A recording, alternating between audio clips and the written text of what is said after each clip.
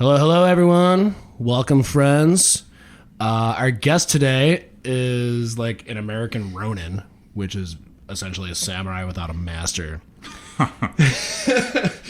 Red here has spent a lot of time in the Navy, serving in Iraq over there. He has spent years with Blackwater, doing some crazy shit in Japan and Afghanistan and stuff like that. He's done quite a bit in Africa as well. And he's recently made the move, over the last couple of years, he's made the move from masterless warrior into hyper-local urban agriculture. Give it up for my friend, Richard Brion. Wait, no applause? My name is Brion. I'm an explorer of people, places, and culture. This is how it works. In my travels spanning over 20 countries across 4 continents, I've had the pleasure of engaging in authentic conversations with amazingly interesting people. These are their stories, on location and unfiltered. Presented by 8B Media, this is Half the City. Dude, this is fucking lo-fi, bro. There's just a couple of microphones and a goddamn recording studio. Not even a studio. This is a makeshift. This is a private couch-filled office in a WeWork. There's nothing more to it. It's the microphones, Adobe Audition. I'm not going to tell you any more about that, but that's pretty much it. I mean, it could be worse. We could be in a coffee shop trying to do this. It does happen. Yeah. Let me get that a little bit closer to you. Oh, getting up close and personal now, are we? Yeah, I mean, you want to keep it about a fist, you know, just so it captures. You want to fist it. Not saying. I'm creasing the gears right now. Yeah. Oh shit. So Richard, Red, I'm gonna call you Red because we know. Yeah, makes sense. We know the situation. I'm a ginger bastard anyway, This guy's fucking beard matches his grape. Yeah, pretty much. I was watching this thing the other day where he's a YouTube star, and he was making fun of the fact that he doesn't tan, and he's like, I just go from white to red, and he's like, is tan the color after red? Because I never seem to get that far. Well, yeah, that's about the size of it when it comes to my head. So I don't think I've ever seen you not red. Yeah, I mean the name fits. Right? You know, what can I say? Yeah. So, dude, let's get into it a little bit. You were telling me the other day you just came back from a couple of backpacking trips, right? Yeah, here in Washington State. Tell me about that. I want to hear about this, and then I want to go into that other stuff. But like, this is the most recent shit, so let's hear about this. Yeah, so it was just their backpacking trips in an area, and then Alpine Lakes Wilderness here in Washington. You have to have a permit for. It's a lottery permit, and you get to spend, between a couple of days and up near 2 weeks out there, just kind of packing around, seeing these really awesome alpine lakes that, are pretty much untouched and fairly pristine. Nice. Mountain goats are super aggressive up there. It's actually kind of funny. Yeah, they for whatever reason, there's not a lot of naturally occurring salt, and they're addicted to salt. So humans urinate. Goats come try to get the salt out of it. So they're drinking pee? Yeah, basically. So they ask you to fucking Bill Grylls in animal form. Yeah, so basically they ask you to, urinate on the rocks because it makes it so when the goats go after it, they don't decimate the plant life and everything else. So they encourage you to pee on the rocks. Well, yeah, so that it doesn't, so that way the goats don't end up tearing everything up. But Nice. Funny thing is the goats have gotten so used to it that they actually become a little bit aggressive about it, trying to get as close to you as possible. Give me your pee! Pretty much. There's a fucking crackhead. Like, I will suck your dick for some pee. Yeah, so basically, there was a couple of girls in the group that kind of actually almost got like chased down for it. It was pretty funny. In the morning, you just even trying to just go check out one of the lakes and a waterfall just to take pictures, and you look up and there's a goat there. Like, are you gonna pee? Like. You're like, wait a minute. Giving you the look. Yeah, and they follow you down there, and they basically, like, oddly feels like they've got you pinned up against this rock face. Like, either you pee or I knock you off the cliff. But, I mean, Outside of that, it was pretty awesome. We got to see a deer right up close. They really didn't care too much that we were around. And then on the way down from the second trip as well, there was a pretty sizable buck that basically was just standing there staring at us like, what's up, people? So they kind of get it's odd. They're still pristine. They still come around, but then they're getting used to humans enough, and as we're not being too much of a threat, that they kind of just leave you alone. Nice. And then, of course, we had one of my friends that I grew up with since the time we were like 10. He came out with us, and he ended up leaving his tent open just a smidge, and a little field mouse came in. Oh, shit. And he's not really afraid of much, but he screams like a girl when a mouse gets in his tent. And that's not to say a bad thing about screaming like a girl, but when he's got a voice that isn't well suited for that falsetto scream. So when I'm saying scream like a girl, it's more of it's this high-pitched sound that he makes that isn't within his normal vocal range. So it's pretty interesting. Woke us up, and but the lakes were amazing. We got to see some peaks of mountains and stuff, or ranges, and then we got to see some crazy people actually doing some approaches and some straight up rock climbs on what's called Prusik. So yeah, it was a good time. Lots of cool stuff to see. Got it to kind of clear out, not have to pay attention. And one thing, the water tastes better. Even though you have to filter it, it really tastes better. I bet, man. And it's so cold, which is so awesome. Really? It's that fresh mountain water. Yeah, right? It's most of it's all glacier or snow-based filled. And there was still snow up there, oddly enough, at the tail end or the middle of July in Washington State in the North Cascades. So yeah, we even got to do a little snow sliding. Nice. Yeah. In order to get places a little bit faster and more fun. Nice. So for people listening, we're currently in Seattle. In case you haven't realized it at this point, this show is pretty fucking mobile. I got to make sure that you guys know that where we are right now, so you have some reference, right? Maybe some imagination as to like, look, Seattle is fucking surrounded by goddamn mountains and water. And water, exactly. I mean, there's so much water, so much mountains, the Alpines, like you're talking about, the Cascades. And for those of you East Coasters, you don't know mountains till you've been here. Dude, the Appalachians are hills. I remember when I was in Boston, people were like, "Oh, we're gonna go to Killington in Vermont," and I like check it out, and it's like fucking like ice. Yeah, like bunny, like their black diamonds are like bunny hills. Yeah. Like, okay, all right, buddy, check out. Why don't you come by Colorado sometime, or check out Seattle or Tahoe or Big Bear, right? Yeah. See some actual mountains. I've only gone skiing once, and the one time it was at Breckenridge, and my buddy who is like he's a big time snowboarder, and his brother-in-law is a professional snowboarder and snowboard instructor and shit. And he's like, here, have some fucking skis. And he takes me down the blues first. I don't even know what the fuck I'm doing, dude. It was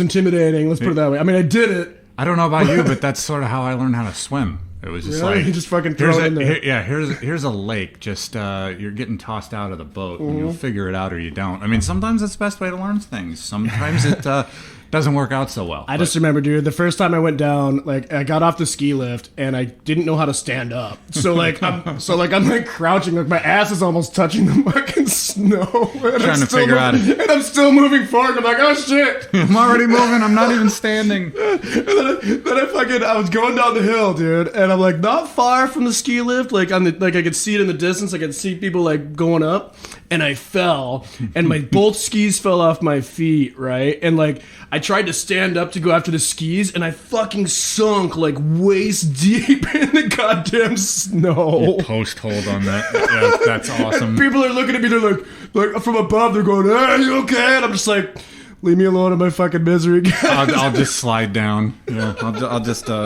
I'll just get on my stomach and slide down. Right. That's hilarious. But no, yeah. So to get into this to get up into this part of the mountains, though, it's you have to earn it. It's about 6 miles from the trailhead to the top, but the last mile, you end up, or it's 0.9 of a mile, you end up taking on something in the neighborhood of like 2,000 feet of elevation gain. Yeah, That's pretty intense, dude. Yeah, it was definitely pretty interesting. It took us. There's three little pockets of our group. The first guy, it took longer to eat lunch at the bottom than it did to get up for him to walk up it. But really, then again, he's former Marine as well. He's like a mountain goat, basically. Yeah, he's former Marine mountain goat and spent time in Iraq. And he basically did it in, if not 2 hours, or if it took him the full 2 hours, it was somewhere hour 45, 2 hours. We were a little behind him. Took us about 2 hours and 45, and then. The stragglers in our group still did pretty good. They did it just over 3 hours. Wow.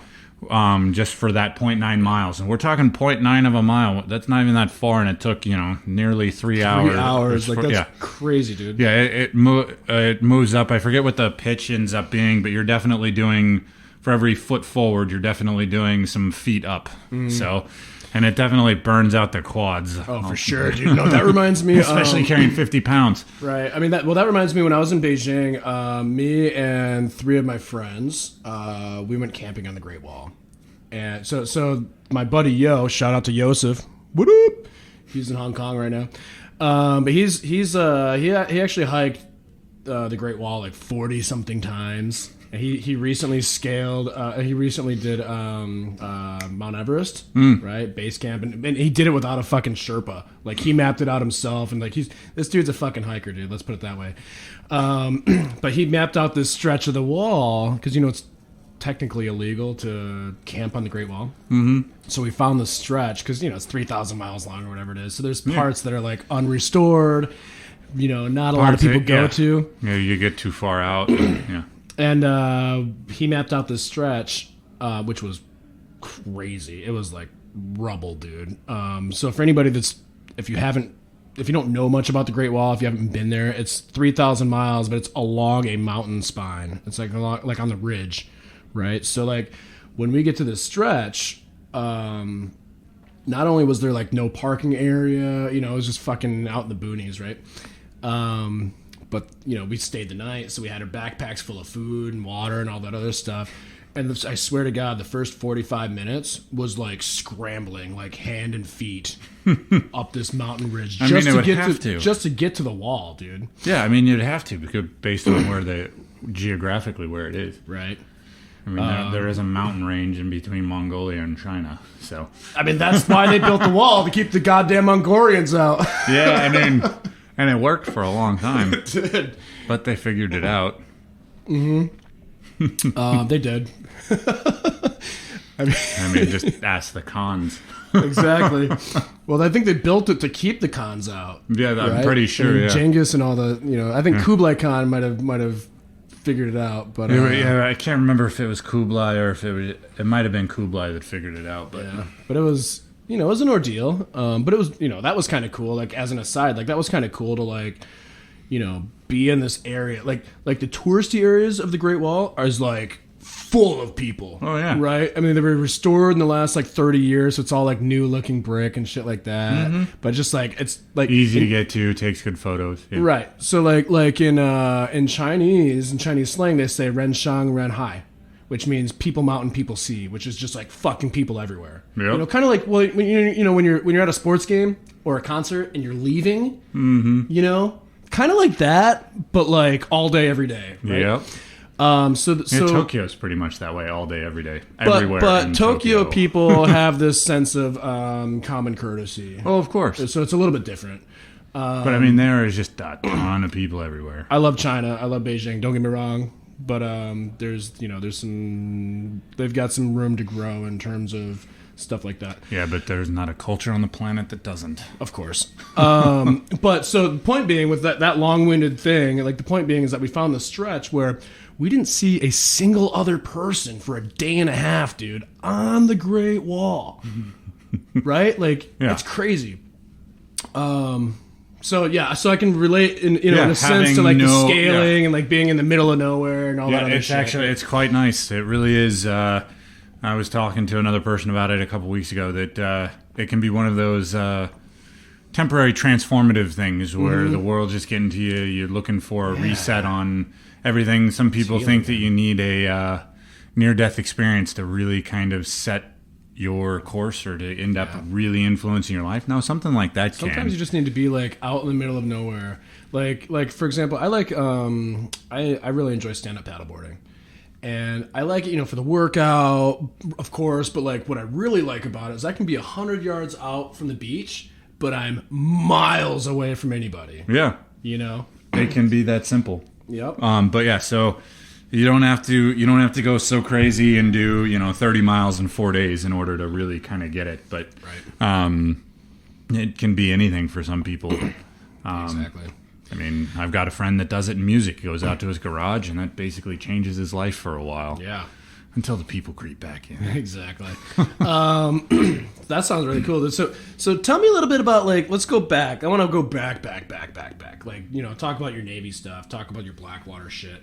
Because, even with this backpacking stuff, like, there's stuff that's, like, I'm sure there's stuff that you took from there that's still relevant to this sort of thing, right? Yeah, I mean, more so the Blackwater days and the post-military contractor days. I did a lot more trampling around in the mountains, places like Afghanistan, which oddly enough, in Afghanistan and New Mexico, sorry New Mexico, but I mean, you're just the Afghanistan of the United States.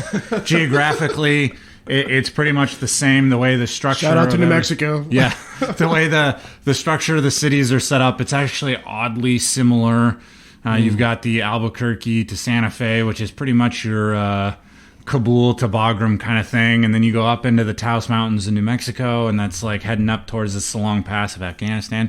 Looks pretty much the same. Probably a good reason that Jarhead the movie was filmed actually in Albuquerque. Was it? Yeah, so there's a whole lot to it, and I guess I shouldn't shout so badly in this microphone before I start creating some feedback. You can shout all you want, dude. It's all good. It sounded like I was getting a little bit of well, if you see it turning reverb. red, you see it turning red, that's when you know that you're saying too much. That I'm saying too much or too loud. It's like I probably already said. It's the pack it up. Yeah, it's the Supreme Court light. You're green, you're good. Yellow starts to run out of time. You hit red, and stop talking. Yeah. But yeah, so I mean, Afghanistan. I learned quite a bit about being able to carry weight through mountainous terrain and whatnot, and. One of the things you learn that's interesting is when you're going downhill is foot placement can be incredibly important in terms of how you do it and the heel stomp activity that most people don't do only when they're in snow. It actually helps out quite a bit. What is this heel stomp activity? So we have a tendency to walk heel toe, or when we're going downhill, or runners do, they go more to a mid strike to where the middle of their foot is. But if you actually kind of lean back, stand straight up when you got weight, and you kind of straighten your leg and then drop your heel first solidly into the loose terrain, whether that's sand or snow, and then you kind of cant your feet outward, almost like you're doing a kind of like a military salute stance. You get that 45-degree angle, and you just set your feet that way. Heels together, feet slightly apart, toes slightly apart. Yeah, and then just kind of step each one at a time that way, and it makes for good, solid footing when you're coming down. And you can move pretty quick downhill that way. That's interesting. Like I learned it from, oddly enough, I learned it from the Afghans. I grew up around mountains, and it's not something I'd ever done, and I see them run down these steep, sandy faces, and I'm like, wait a minute, how did you do that? Yeah, they're like, crazy. And they know how to do it. So that reminds me of this time I did a 3-day 2-night homestay in northern Vietnam, like Sapa Valley. It was the foothills of the Himalayas, right? Yeah. I was in good cycling shape at that point, so like my legs were strong or whatever, but like my guide was this lady. She was like, I don't know, probably 30-ish. But like fucking 4 feet tall. She was tiny. Minority village person, that sort of thing. And she wore these sandals, these cheap ass plastic sandals with just that wide band that goes across. So it's not a thong, it's not anything like that. And holy shit, dude, she just boop, boop, boop, boop, boop, boop, up and down, up and down, like no beaten path. Right, like we were going up and down these Himalayan the foothills, right? Yeah, just going up and down the stuff like mud path, and she's just flying, dude. And like so, I took it upon myself. I'm like, I got to keep up with her. Yeah, point of pride, right? Spoken like a true Marine. Exactly. That reminds me, one time in Thailand, you know, they've got the little Muay Thai boxers. Oh, sure, yeah. They always have to tell the Marines when you come into port, don't get in, don't do it. Sure enough, there's always a Marine that's like, I can try this dude. And you know, the funniest ones are when they're like 14, 15-year-old kids. Oh, and yeah. you think that, oh, I'm a big bad Marine, that the Marine Corps trained me. And then This guy looks scrawny. Yeah, within seconds, they get their ass whooped by this little 4 foot tall, 85-pound Thai kid that, is just tough as nails. But spoken like a true Marine, I'll take it upon myself to keep up with them. Right? It's a point of pride, man. Yeah, the few, the proud. That's how we roll. Yeah. The few, the proud, all right. The few, the proud, the dumb as fuck. Well, unfortunately, isn't it an old biblical proverb that says pride cometh before the fall? There it is. Spoken like a true squid. Some of us we try to finesse it a little bit rather than just brute force everything. Fall gracefully. Yes. Tell me a little bit more about this Afghanistan stuff. So this was when you were working with Blackwater, or was this? Yeah. So what time frame was this? So this is like, when was that? It was like 2004 or 5-ish. Oh, okay. So that's like the heat of Afghanistan. It was in a weird transition. Like right at the beginning, it was on that transitioning period from still being really hot in everywhere to where then Kabul and some of the other places, Bagram and whatnot, even parts of Nangarhar and whatnot, it kind of had settled down to kind of an equilibrium for quite some time. We were able to go. Was this before or after they put Karzai in power? This was during Karzai. During Karzai. Okay. Karzai had been in for a couple of years by this point, I think, or at least a year. I'm just trying to refresh my memory because I was active during 9/11, right? I didn't serve obviously, but I didn't go over there obviously for reasons out of my control.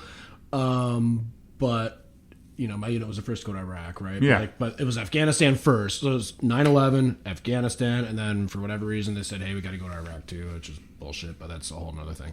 Were you First Marines? My unit was 3-1. 3-1? 3rd Battalion, 1st Marines. We were IMF. We fought in Fallujah. Yeah, we were the first battle in Fallujah. My buddy that's Border Patrol, he was in Afghanistan at the time before I met him. Yeah. He was active duty Marine for 3-1. No shit. Yeah, he was. Do you know what company he was in? 311, I want to say. Well, no, 3-1. No. It was 3-1, and then it was. So I was weapons company. Yeah, but it was like Lima, India, and Kilo. I would have to ask him, but was he a rifleman or was he a weapons guy? He was infantry, straight up grunt. He was 0311. Yeah, he was 0311. He was the sergeant for his platoon. Wow. The actual the Soldier of Fortune magazine, actually at one point there was a photo taken. So he was the Marine sergeant that was actually tasked with doing the Marcus Luttrell recovery after everyone. And the interesting story was we were in the same place basically at the same time, didn't know each other yet. So was with Blackwater. We were in Kabul. We might have even been in boot camp together. That's weird. I think he's younger. I think he's younger, but so he's closer. But yeah. So anyway, so 3-1 didn't. We were not in Afghanistan. The unit that went to Afghanistan before, like the first ones in, was 1-5. Yeah, 1st Battalion. I had them backwards. They were also. I was thinking it was 1-5 Iraq, 3-1. No, 1-5 was Afghanistan. They were also based in Camp Pendleton. They were near us, so I was in Camp Horno, which is kind of it's like the coastal, kind of north-ish area. 1-5 was right at the border of the base. I hope I'm not giving away government secrets. Sorry, government. But ish, Yeah. But kind of at the, kind of near the border between San Diego and Orange County. Yeah, and but the interesting thing is so during the whole lone survivor incident, I was in Kabul with Blackwater, and a bunch of the Blackwater team were former SEALs that were actually good friends with a lot of those guys. Holy shit, man. So when it went down twice, we actually were planning taking a helicopter down to Nangarhar and getting out towards that area and jumping into the recovery mission until there was a. And at first we were having the green light, and then somebody decided it was probably not the right idea to have private contractors handling that kind of thing. So my buddy, because helicopters and air support was off limits because of the 2 helicopters getting shot down, so he was the sergeant that led the platoon on foot to go in, and they got ambushed. And then during the ambush, I still don't know, and I'm not sure even he knows how the photograph was taken, but it ended up becoming one of the Marine Corps' coins as well. There's a picture of Marines squatting down behind a rock, one with a rifle aimed, the other one making a phone call. And that photo made Soldier of Fortune, and it was also made a Marine Corps coin. And my buddy's is one of those 2 guys that are memorialized in that coin. That's crazy, dude. Then he ended up coming contractor, working with me in Blackwater in Japan. Then we went to Iraq together with another contracting company. So for the listeners out there, let me explain what a private contractor for Blackwater is in terms that you can understand. He's a fucking mercenary. Right? I mean, you're for hire security services in some of the most dangerous parts of the world. Is that accurate? Is that fair? Yeah, pretty much. You're just like, yeah, whatever, that's all the day's work.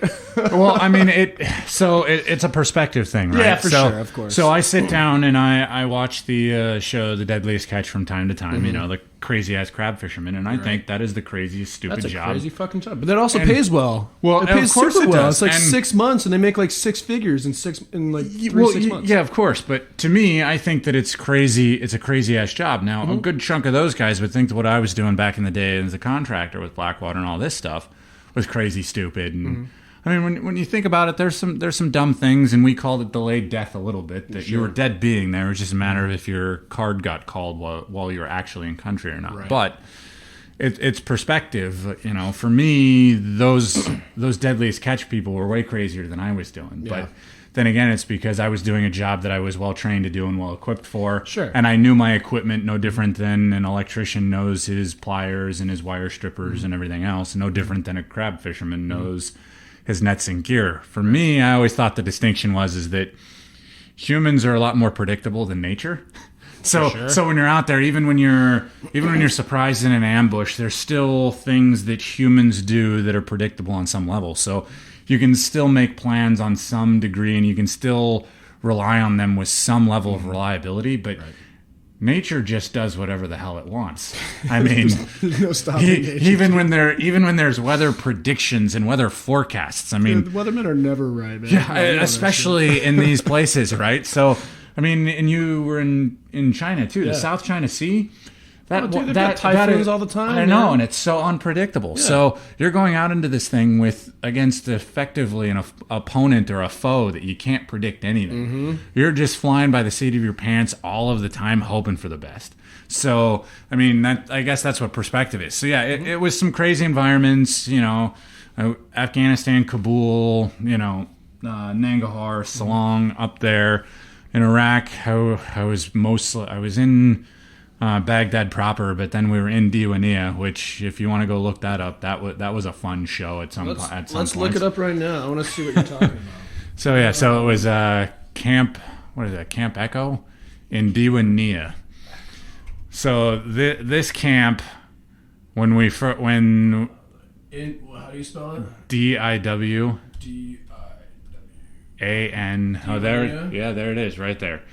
Diwania, Iraq. So it's a couple hours south of Baghdad. I'll post information on this when we do that, when we post the show. But look at that. Polish troops in Iraq, Camp Echo. So so basically it was this little postage stamp of a forward operating base in central Iraq near the Najaf province.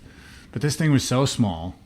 I mean, it was literally probably the size of a small school compound. The camp or the town? The entire camp. Wow. In this town.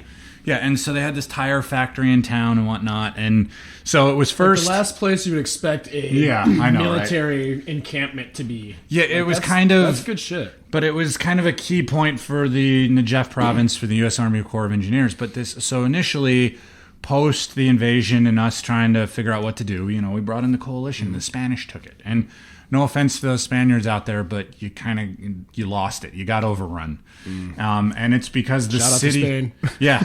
And I mean, and to be fair, it wasn't a super large base. The area would go through ebbs and flows where the insurgency would build up and it would dissipate, but eventually they got overrun. So then the Polish took over. And they were the ones running the camp when we were there with a small contingent of U.S. Army military police.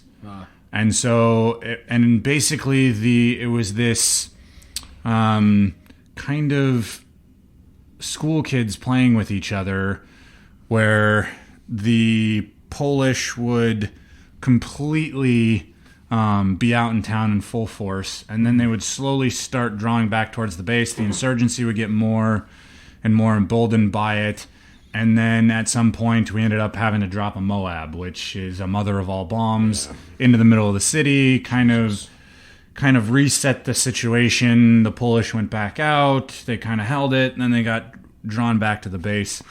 So Diwanee was probably the dodgiest place I was. We were getting rocketed pretty much every night. These are RPGs, right? Or like full-on 155 Katyushas. I'm not familiar with that. So usually, 155s are your largest. You can, or some of the largest. They're a lot louder, bigger than a standard mortar. They're 155 millimeter. Mortars are no joke. I remember I had some mortarmen in my cat platoon. Yeah, and those guys are pretty hard. I mean, rules of engagement were starting to change as well. So we weren't allowed to specifically do straight up counter battery. Which, for those that don't know, counter battery just means we use a sound to triangulate a rough position of where they might have been coming from, and then you just rocket everything back, which is effective in certain circumstances, but at the same time, it's also there can essentially be spray and pray. Yeah, there can be significant collateral damage, and so we were drawing back on that. And the problem was they were putting their rockets and stuff into mounts in the back of pickup trucks. So basically, even by the time you were able to get a three pinks triangulation for a counter battery, the truck had already moved. So even, and then you're firing even within 30 seconds to a minute. If it was that fast, truck could still fire and move. So the likelihood of you actually hitting the target that was rocketing you was small. So then, we get rocketed every day. And of course, we were contractors. We had a Polish dude that was former French Foreign Legion, some British special boat guys, special air guys on the team, couple of Army greenie beanies. And when you say special boat and special air, you're talking like special forces, right? Yeah. So basically you're a motley crew of badass motherfuckers, basically. Yeah. So the British, they have their SAS and their SBS, so their special air service and their special boats, which is kind of basically the SAS would be sort of like it's a cross somewhere between our Army Special Forces and our U.S. Air Force paratroopers in terms of responsibility. Right. And then special boats are basically like their version of a Navy SEAL. Oh, okay. And then we had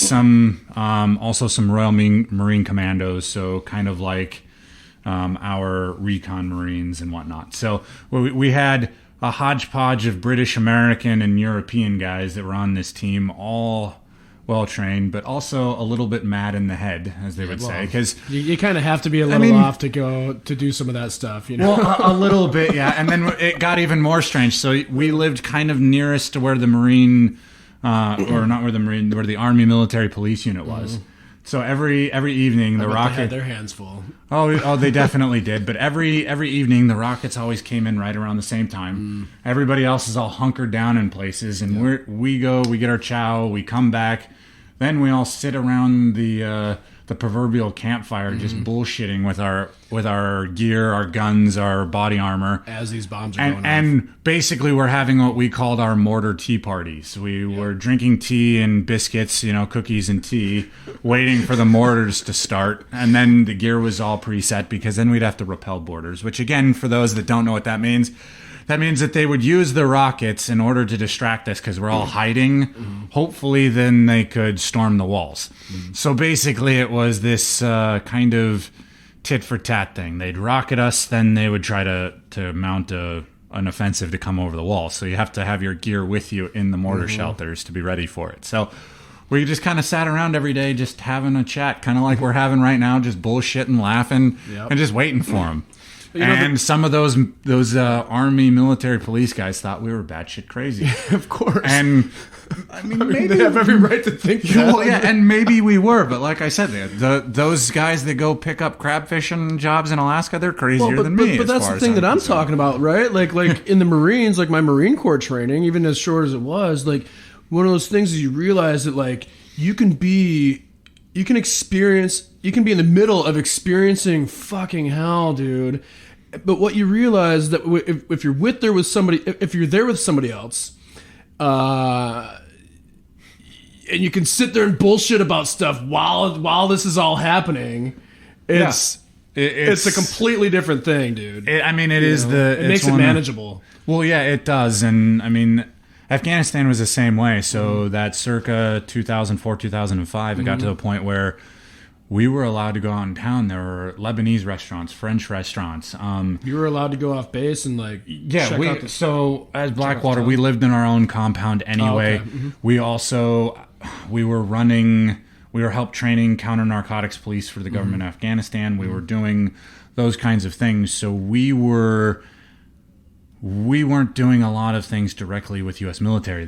We were getting support from them so we could access military installations. Sure. We got intel from them. Of course, since we were working in the same sphere, we also had to have crypto to be able to talk back and forth so that we could deconflict, so that in the event that we were out on our own thing and in the middle of a fight and U.S. military or ISAF forces were in the middle of a fight, we could make sure that we weren't shooting at each other. Kind of important. You know, blue on blue. Crypto meaning encrypted messaging. Yeah, encrypted radio. Yep. You know, the big old. You see them. So you're free to talk, but nobody can intercept it. Yeah, exactly. So basically, you see them on any of those military movies. Yep. You know, the guy standing back there with the little, what looks like an antique headset phone, one of my yelling into was it. A comm guy, man. Yeah. That was you lick it before you stick it. When you put that little, you put the antenna on, you gotta the old Mark 17, you know, the different radios and whatnot, and then they came up with some slightly better ones, but the range was different. So, I mean, we were out there doing, but we could go. They have an Intercontinental Hotel in Kabul, no joke. From the Intercontinental Hotel Group, it's still there. As of 2018, when I was there last in Kabul, it's a little bit harder to get to and from these days. But back then, there was you could go get a proper massage at the hotel. You could go for lunch or whatever, and they had a swimming pool you could take in. They even had a lake resort just outside Kabul that had a golf course that we could go. Oh, that's crazy. No, so it sounds like you were pretty like ingrained into Kabul and the you know the local culture a little bit. Like, did you stand out like a sore thumb, or like what, you know? Tell me a little bit about this. Like, for the most part, with the Afghans and stuff like that. Yeah, I mean, for the most part, of course, we stood out like sore thumbs. But then again, there was enough Western and ISAF forces that there was no real distinguishment between who was who and who was what. I mean, contractors, we kind of dressed like each other, but then again, contractor dress looks like British Special Air Service dress. Oh, okay. So, and then of course you have your other governmental groups, and they all dress kind of however, and so it was almost impossible to distinguish one set from another. You could be at a restaurant having having a meal with these people, and they could have been FBI, they could have been any other lettered soup, or they could have been a contractor, or they could have been active duty special forces. There was really no way to tell unless you got into the weeds with it. So everybody wore beards. But as far as me, oddly enough, you put the right kind of Afghan clothes on, and I have my beard grown out, and with the blue eyes, and I could look like I'm an Afghan from the Panjshir Valley, because that Russian influence through the Panjshir area. Yeah. So did you interact with like the Afghan people, or was it mostly with the other military units? Oh no, we were more so Afghans, and then my job was intelligence, so I was a lot more interacting with them. But there's a famous street in Kabul. It's called Chicken Street. Basically, it's every city pretty much has one. It's kind of where you go to get a lot of your tangible goods. So we could go down and get trinkets and rugs and everything else. And we used to go down to Chicken Street and you could get a suit fitted. I still have them actually in my closet. A few of the suits that an Afghan tailor put together for me. There was a barber that I would go in that would use all the old school hand tools, no power to do trims and stuff. And we used to get kids to come with us because the Afghans themselves have this, kids are off limits in terms of this thing. So Pakistanis and the Iraqis, unfortunately, don't quite have that same threshold when it comes to kids, but the Afghans do. So you get the kids that are out trying to make a buck or whatever else, and you give them some money and some food, and then they would go recruit their friends. And then when you wanted to go into a place, they would then crowd the door so that it would keep people that could be or thinking about taking advantage of the situation from doing so, because kids were off limits. Yeah. And then some of the elders in the village, in the city and stuff that were around didn't mind it either, because we were giving the kids some sort of value and job. You know, we were giving them food and they were helping us out. And there was a similar thing in Djibouti at one point, and I can't get into the why I was there and with who, but you pay. I want to hear that story. Yeah, like, I always want to hear the ones that you can't talk about. Yeah, I know, right? But the funny part about the story is there was a kid, and you paid him $20. He would come. He actually had this. He had the racket down. He would come. He had this big stick, and he'd be like, "I'd be your bodyguard." All in English. You know, for a couple few bucks in English, you'd tell you'd be the bodyguard, and then he would have like two of his little friends, and they were and I did protection details for years, so I had all this training on doing the box and the contact rules. But what is the box? So the box we did. So depending on there's triangles, there's boxes.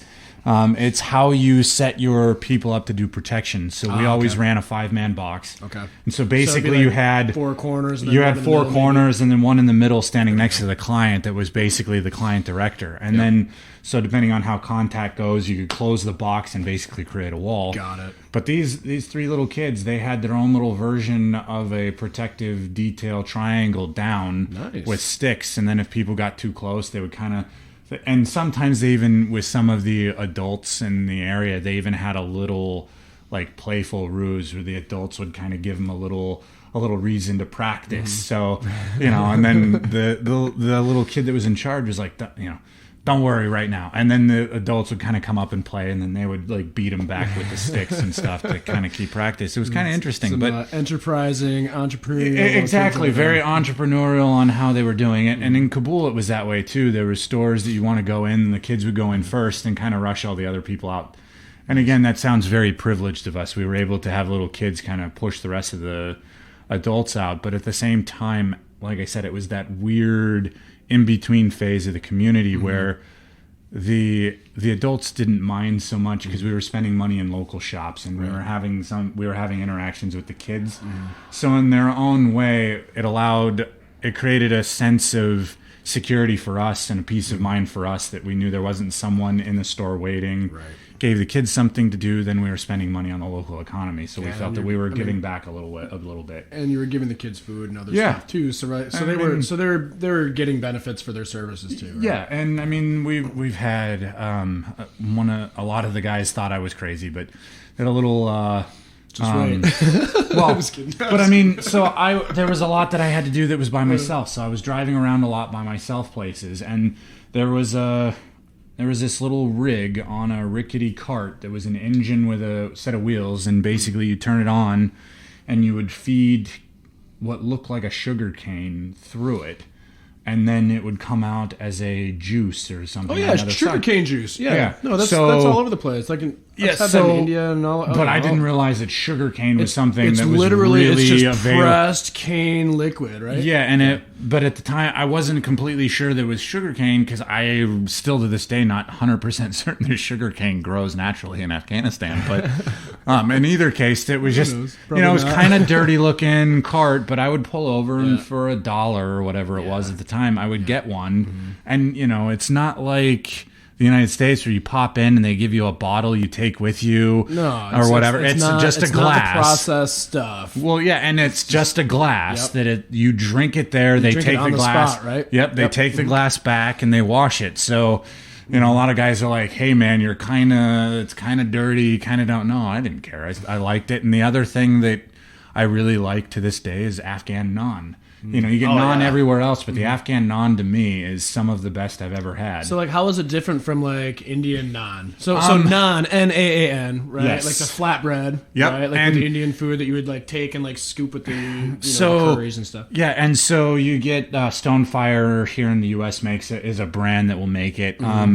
But it's a little bit more, I would almost say, even though it's unleavened, it's almost a little more leavened than Afghan. It's a little bit softer, which most people like bread, soft bread. But for some reason, the way that whatever it is in the recipe and that slightly more crispness to it, it's crisp. It's not like a thick chew. Not quite like a thick chew, but it's just something about it.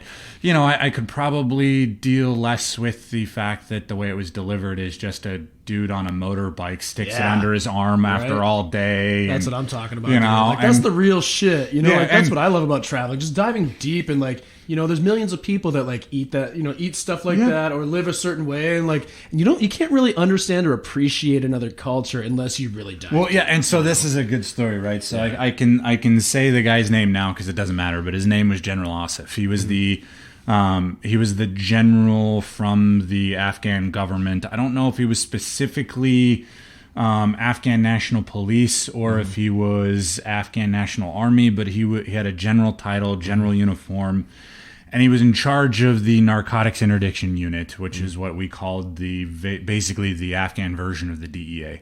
Got it. And he's no longer involved, so anybody that might be listening that thinks that they're getting any intel, he's not.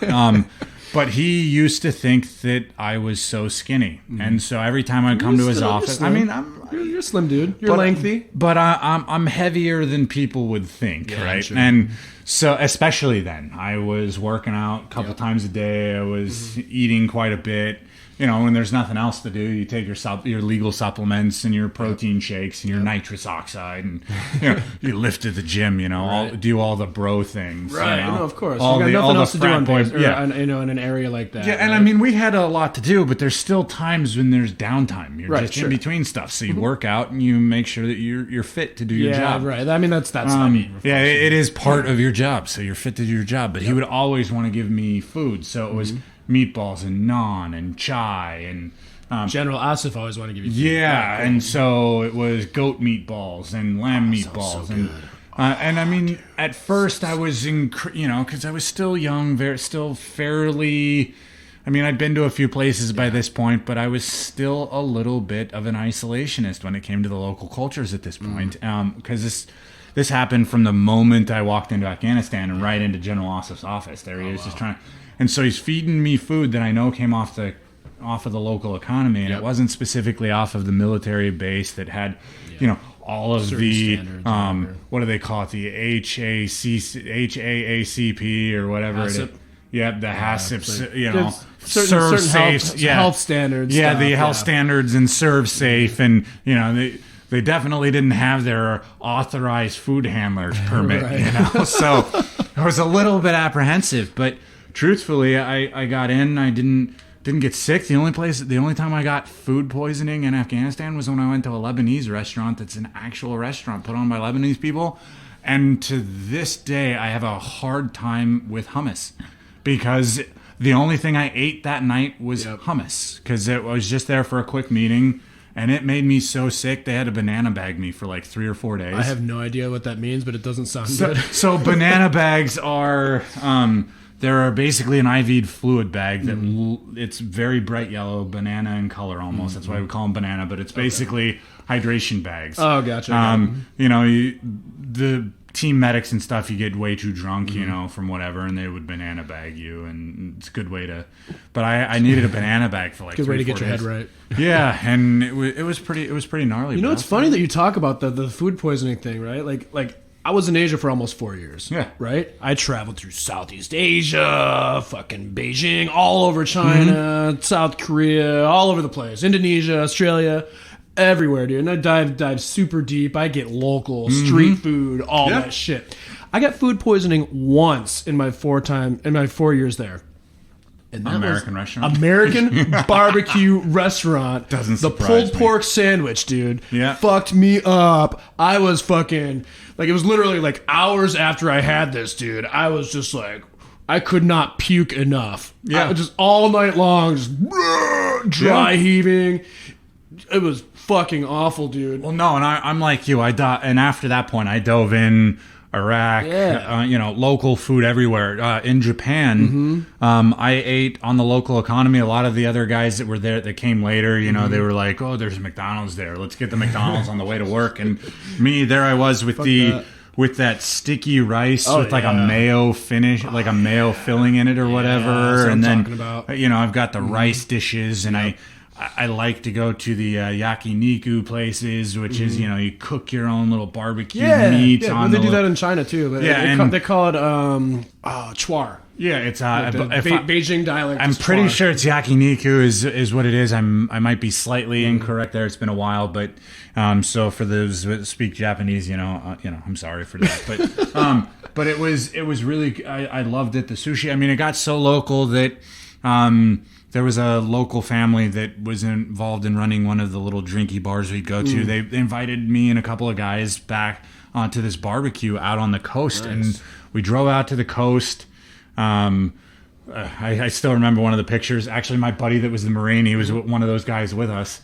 And we took a picture of the cloud that just looked like a phallic symbol one day because one of the Japanese girls pointed it out, and so the van had a sunroof. Too? They're like, and they'll look at the cloud. So it had a sunroof in the van we were all riding in. So I stood up through the sunroof because, of course, I'm the tallest dude in the entire van. And then I took a picture of it, so I still have the picture somewhere.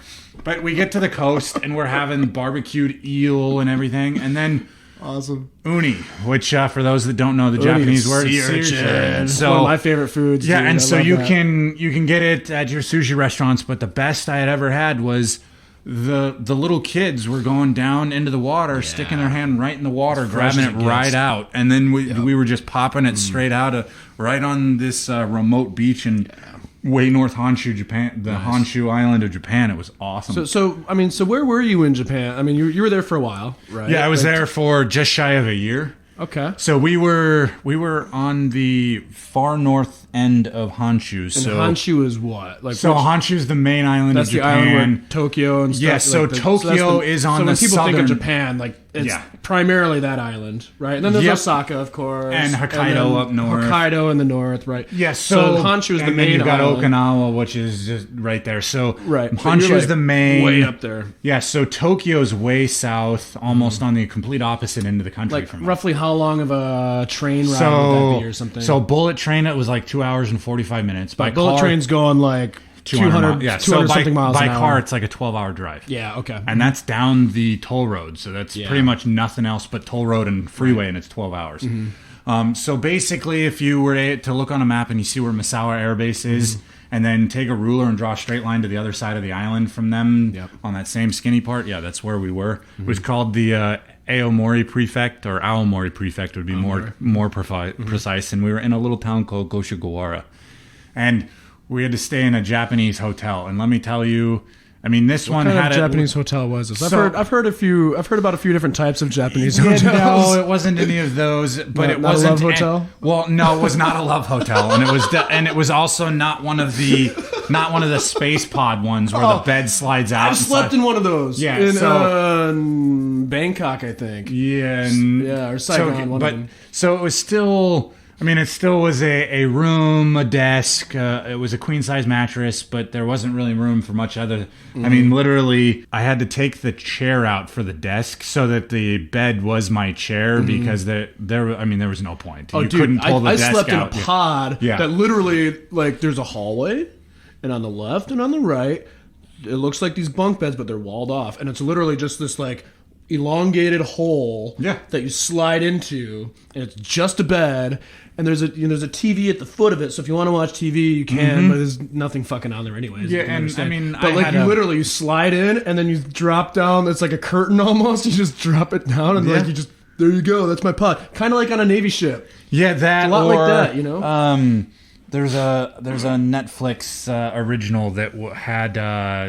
Shout out to Netflix. Yeah, shout out to Netflix, right? But it had Emma Stone and Jonah Hill, and it was it was about I forgot what it's called, but it was about the they had the mental problems, yeah, right? and they were doing going through a drug study It was set in like the 70s, but the doctors in this show, they had basically a drawer that was automated that slid out.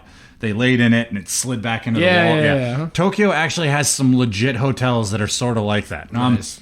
But it was still tiny. It was probably less than 100 square feet for a hotel room, bathroom, shower, whole 9 yards. But just the essentials. Yeah, just enough space for the essentials. Yeah, so that's where lived in that out of that hotel for like 6.5, 7 months. Nice. But yeah, I went out in the local economy. I'd probably get tired of that. A little cabin fever or something. But yeah, but I mean, it could be worse. Yeah, I could be in a hooch in Iraq where it's basically just a small shipping container turned into a bedroom that then I had to walk to a shower block and then concrete T-walls everywhere. It could be worse. At least the people in Japan were nice. They had an American Harley bar in Goshigawara of all places. Really?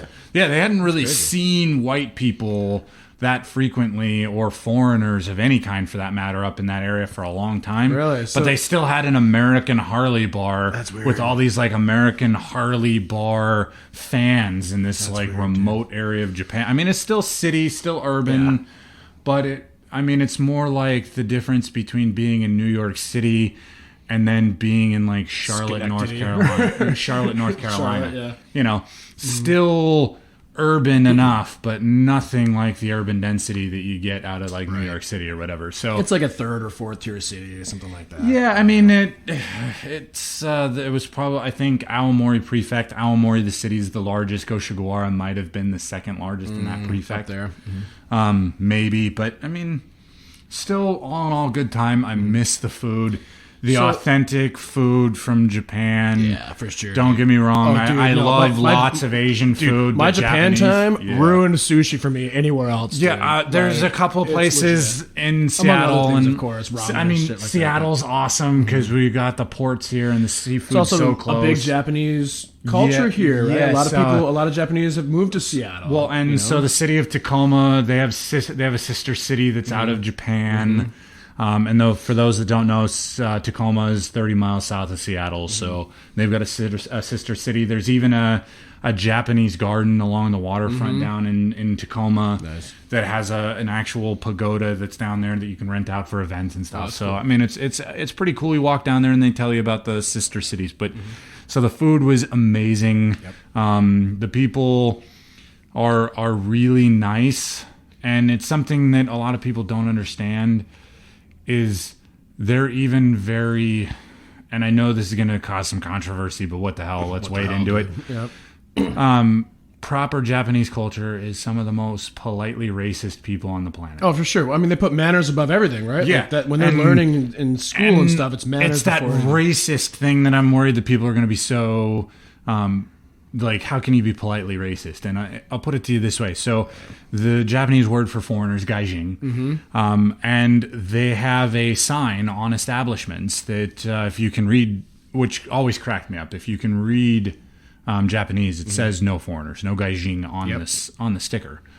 But it doesn't say it in any other language. Right. So you learn by accident. Yeah, right? Exactly. If they put it in a couple of languages, maybe...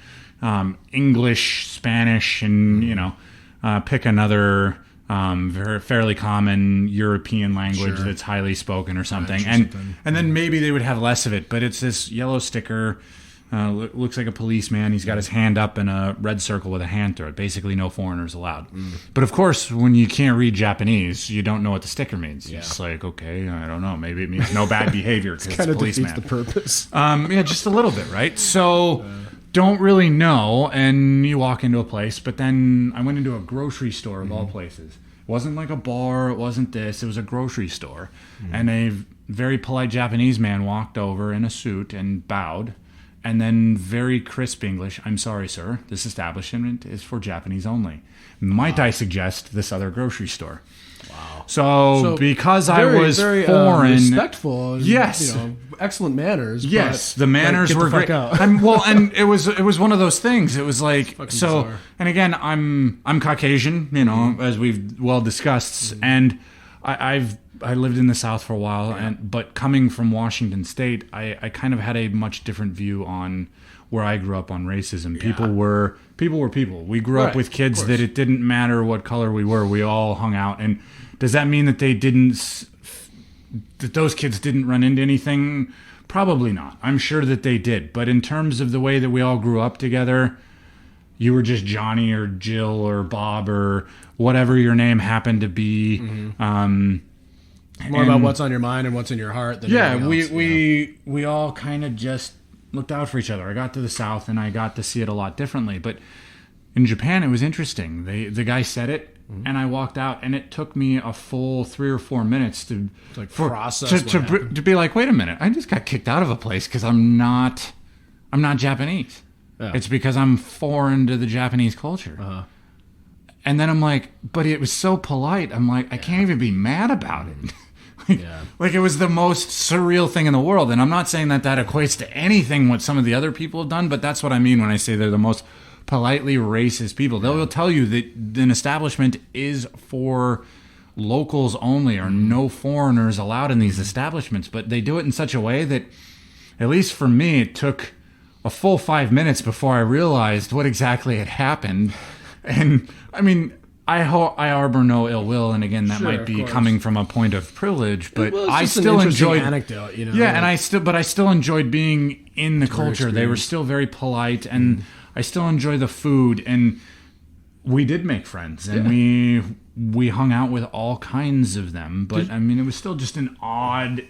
It was only within a 20-30 minutes of actually being in town that this happened, and then of course we learned it, but then we ended up becoming, me and 2 other guys, we ended up finding our own little family that we became such good friends with, that there were places we could go with them because we were with them, that we were allowed. But that's the thing, dude, right? Like, my time in China, like, Chinese it's 99.99% Han, not even like other ethnic minorities, right? There's like 50-something other ethnic minorities in China, but they're like 0.001% of the entire population. Well, I mean, 0.001% of the Chinese population is still a lot of people. Well, right, but I mean, to be fair, right? But I mean, like Chinese have their word for foreigner is Lao Wai, which means old outsider.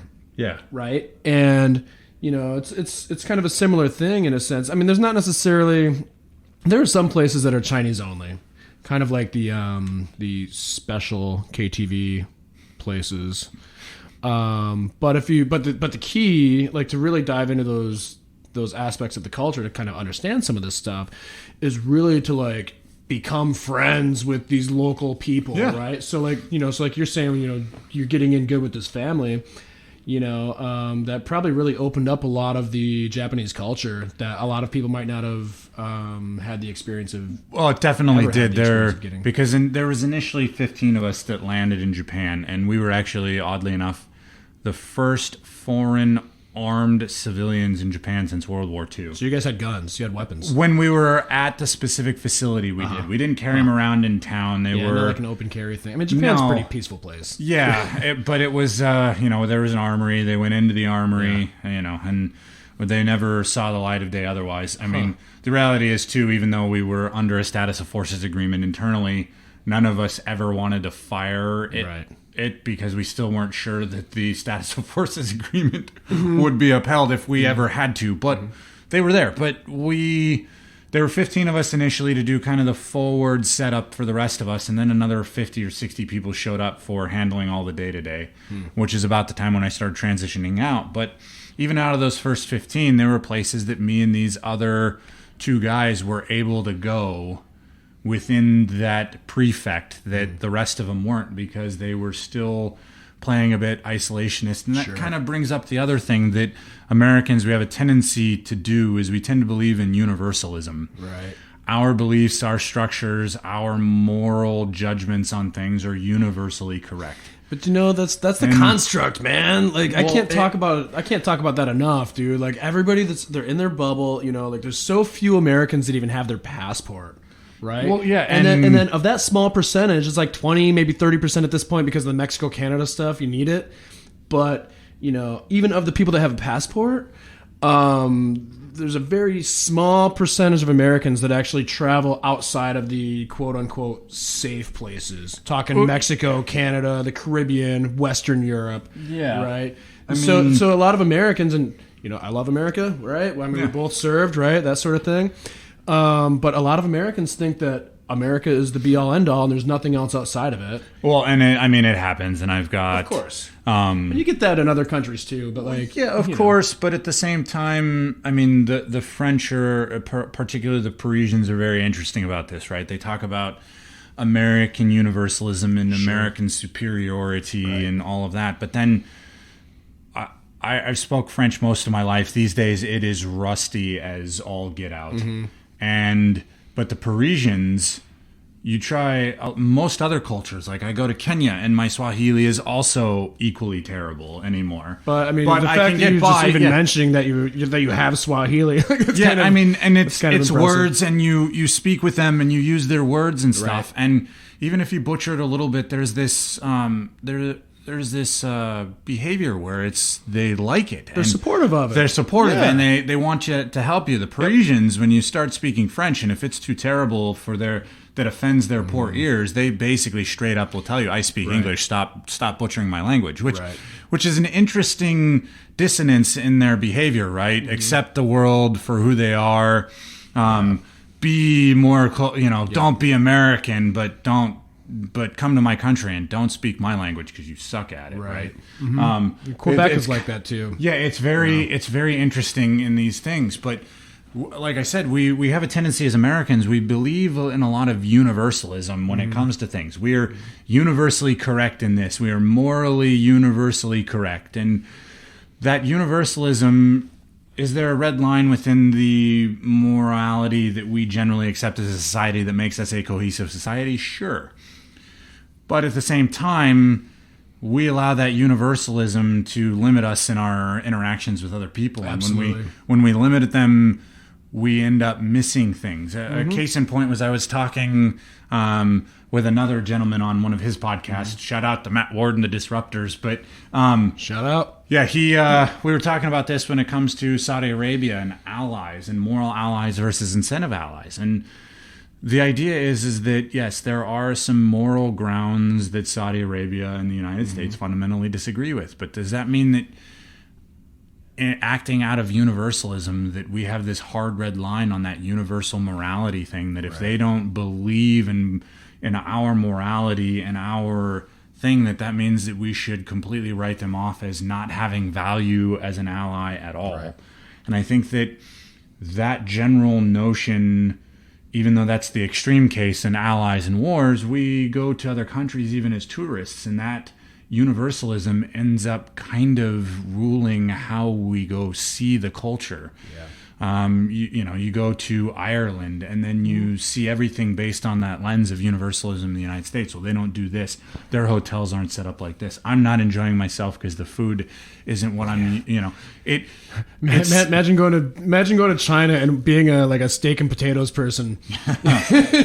You're gonna, if you can find it, you're gonna go broke. Not just that, but the steaks there are shit, dude. Well, yeah, they're thin and they're overcooked. Or if you can find a good one, I mean, they're gonna charge you an astronomical price for it. I mean, it's one of those things. Mm-hmm. I mean, South Africa is even the same way, right? Yeah. I was in South Africa in Johannesburg in 2017, and you go to Mandela Square, which is this gorgeous mall, which, by the way, the United States doesn't know how to do malls, right? Yeah. South Africa knows how to do some malls. Mm. They're these gorgeous, they are the places to go. You got your shopping, your fine dining, your everything that's kind of those cool things are all done at these shopping malls. But so we're at Mandela Square, and there's these awesome restaurants. There's this little Thai place that's upstairs, has a great view of the courtyard, and they serve this dish that they called the Angry Duck. delicious, right? But it definitely made your stomach a little angry because of how spicy it was. But phenomenal. But then right down in there, there's the Trump Steakhouse, not actually related to the Trump family at all. In 2017, it was right during that whole thing with Trump going on, and it just happened. But the steak, it wasn't from what you're used to in the United States, but that didn't mean that it wasn't good, because you take it for what it is rather than that universal belief of what it should be. It's kind of like speaking of food and meats, it kind of reminds me of like bacon. Like American bacon, cured. It's kind of sweet and salty. And stuff like, oh my God, dude, I could have killed for American bacon when I was in Asia, dude. Because it's not, you can't get it there. No. You can't get it. It's like borderline just ham. It's like ham strips. Like you can't. It's not even Canadian bacon. No, it's not. Like you can't get it crispy. Like you heat it up, but it doesn't like burn. It doesn't get crispy. It's just like floppy. It's just it's just limp. Just like warm ham. Yeah. Uncured. There's no honey, no hickory smoke, none of it, dude. Oh no, it's not even great. Like the first thing I did when I got back to the States, I'm like, bacon. Yeah, you're lucky if you get brined if that ham is brined in Asia. Yeah, and then and I mean, well, even the Brits, they do that kind of thing a little bit different. Yeah. Breakfast food to the Brits. I mean, haggis. Full English. Haggis? Haggis, come dude. on. Haggis is legit, though, dude. Well, I mean, it can be. I mean, if you hear the description and you know actually what it is, like some people are like, they don't have the stomach for it, but like, you fucking try it. Or blood sausage, too. Most people are like, but again, for most people, they're like, I don't even know how to do this. And that's kind of blood. Haggis is sheep stomach? What? Yeah. How can I possibly eat deep fried sheep stomach? Yeah, and I mean, that's the thing. There's a reason there's a dish for it. You miss out on so much. And that's one thing. I mean, another good story that you miss out if you just don't is in Kenya. I go to Nairobi from time to time, and they have this huge swap meet style, just acres of swap meet style market. It's called the market at Gikomba. And I go there by myself. And I stand out like a sore thumb. Trust me, like a sore thumb. I am a 6-foot white dude with a bald head that's got a ginger beard. And a ginger face. And so, yes, there are some tall Kenyan tribes, but for the most part in Nairobi, that's not predominantly populated by those tribes. It's predominantly from some of the tribes that have... they're still tall compared to some, but for me, they're still a little shorter. So I'm easily a head taller than most people. So you can see me for miles away in this market because it's pretty much locals. Yeah. But you can go and you can find the stuff that were the Nikes that were made in China, shipped to the United States, didn't sell, went to Home Goods or the championship shirts for the teams that lost, or you go and they're the Air Jordans that didn't sell at TJ Maxx either, and then they end up making their way in the global economy to these markets in just huge bags in Nairobi. So occasionally I can find some cool stuff that my kid might like, or might be a good gift for someone that are inexpensive, and I'm there, and so I go. And even the what they call in Kenya the Kenyan cowboys, which are the native-born Kenyans that are Caucasian, so their family migrated from Europe years and years ago during part of the colonial, whether they're British or Dutch or whatever else, but they're natural-born Kenyan citizens for generations at this point. But they're getting fewer and fewer of them. But they're called the Kenyan cowboys, and they're like, well, even they who are local to Nairobi are like, what are you doing? That's just crazy. I'm like, what do you mean? You get robbed? How cowboy are they though? Are they wearing like cowboy hats and like? No, I mean they're wearing chaps and stuff like that. Because that's what I'm thinking. I'm thinking they're walking around. No, they're wearing safari clothes and shit. Safari clothes, or they're wearing jeans and t-shirts just like anyone else. But I mean, they think I'm crazy for going to this market, and I'm like, why? Well, you might get robbed. Well, two things. One, I stand out like a sore thumb. So the Maasai, which is one of the tribes in Kenya that can actually carry weapons, they carry these billy clubs, and they kind of enforce the peace there. One, they know I'm there because it's not like they don't see me. Right. It's not like they can't find me. And two, I mean, yeah, I might get a trained guy. killer. Well, they might try to pickpocket me. Big deal. Yeah. So you know what I do? I don't put my money where I can get pickpocketed. Exactly. I mean, it's that simple. And then I go talk to people, and I'm polite to the people that are there, and I interact with them, and I buy things. Yeah, and exactly. you know, it creates this thing where people.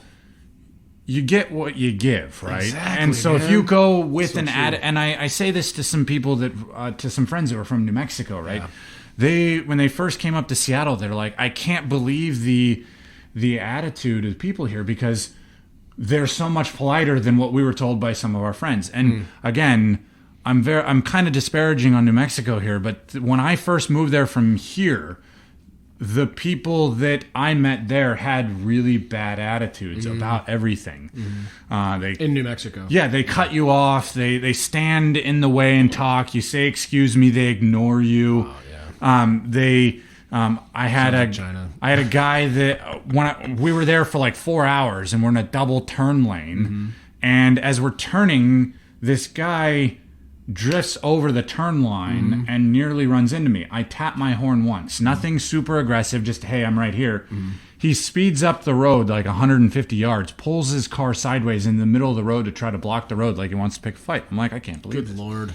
And so his friend, if they came to this town with that attitude, you get what you give, right? Exactly, man. And so he came. He's super friendly to people. He's wearing a New England Patriots hat because he's a New England Patriots fan. He's finding people all over, I mean, the middle of the 12s town, you know, the 12th man town, and he's finding people who are like, hey, man, like your hat, and let's talk Patriots. And he's like, I didn't expect this. I expected something different. And that's because... Well, you go to Boston with like a Yankees hat or something, dude, they will shit on you all over the place. And so you get what you give a lot of times, right? And whether it's Kenya, Namibia, Afghanistan, you know, you get what you give. I still have friends from the days back in Afghanistan, 04, 05. A couple of them are here now. We brought them here. Nice. Which is another atrocity in and of itself. Not that we brought them here, but how we treated them after we brought them here. But that's a story for another day. But, you know, I've got friends that in Kenya still that I keep in touch with. And one of the guys that I always employ to help me out, he's coastal Arab, which means he's Muslim. And he and I have some differing opinions on things, but the things that you learn when you talk to people. So the coastal Arabs in Kenya are a bit more laid back. He's married to a Yemeni girl who's very conservative in terms of that. So she still actually wears more... Does the burqa and all that? She doesn't go full burqa face, you know, so not the full outfit, but... The hijab? The hijab at least. It doesn't necessarily cover the face. Yep. Then goes all the way down to the ankles. And one time, and I won't get him in any trouble because I won't mention his name, but we're driving and we're chatting and we're talking about these things, and he's like, I don't want her to wear these things. He's like, she's super sexy. Yeah, she's like, she's super sexy. I like to see her. He's like, and then of course, because I don't get to see it all the time, and her ankle shows, and it actually gets like exciting. You're like, girl, you got the hottest ankle. Yeah, I mean, he's making these jokes, but if you believe in that universalism thing, that it would be fundamentally impossible for me and this Arab Muslim kid to have these kinds of conversations because, you know, we don't know how to do it. But that's what I do. I get to a town and I talk to people. That's how what you I gotta do Africa. man. Yeah. You know, like nothing's black and white, dude. You can't just say, oh, they're Muslim, they're terrorist, or what, or judge them based on the clothes that they wear, or whatever else. Like, you get to know these people, and they're just as fucking funny as the next person, right? Like, if they're making these ankle jokes or whatever, like, you get to know people and level with them. You know, sure, you may have a difference of certain opinions or beliefs or whatever else, but that's what makes stuff cool. Like, that's what makes the interesting, you know, the conversations and all that shit. You know? But then at the same time too, the other side of that coin is you can't always fault people for at least being a little suspicious at first, right? Oh, sure. You know, but we do as Americans, again. People don't align with us, and so we get mad at you for being suspicious. Exactly.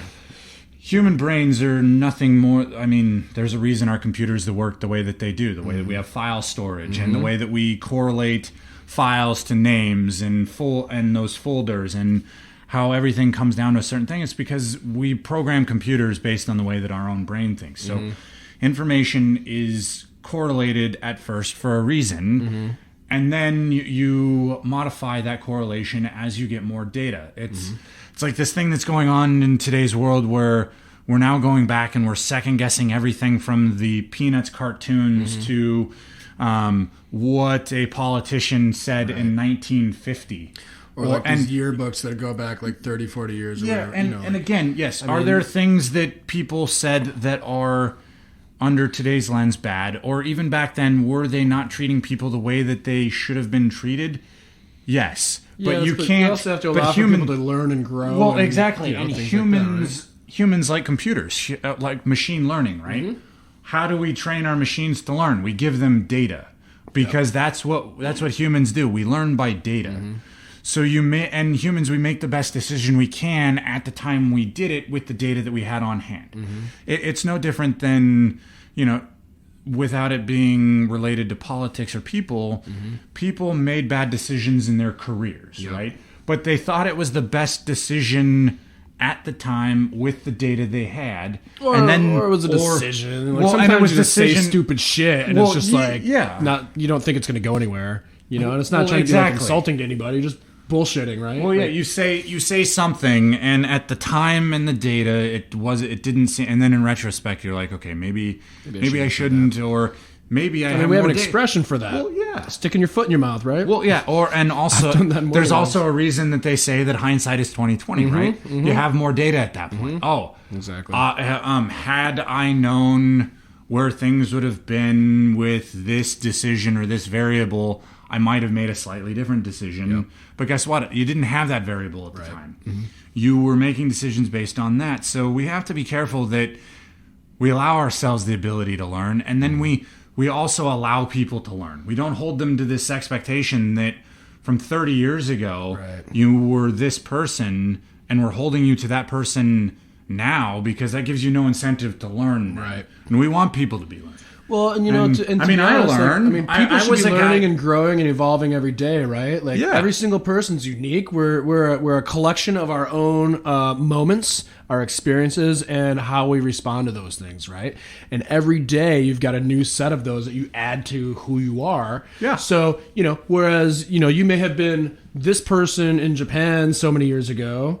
I was a legend in Japan. I don't know what you're talking about. I want to hear this, but I want to hear about your legendary story. But I want to hear that shit. But what I'm saying is, like, that's still a part of you, right? Yeah, of course. But who you are today is, it probably has shifted a little bit. Oh, it does. And if you don't shift, if you're the same person today that you were 30 years ago, you're not living, bro. Yeah, you're missing out on so much to do with life. I mean. I've been a lot of things in my day. I mean, I'm a bit of a, and again, not to be disparaging to people who might think so, but I'm a bit of a gypsy in that I've done a little bit of a lot of things, and I always just adapt and I change, and it's a bit of a hustle, and it's also a skill that I think that not enough people have is. We define ourselves by certain things, and then we end up missing out on so many. So much, man. I mean. I never, for the life of me, would have expected I'd be carrying a parade float down the middle of a street in Wayne, North Japan, which is how I became a legend. Hold on a second.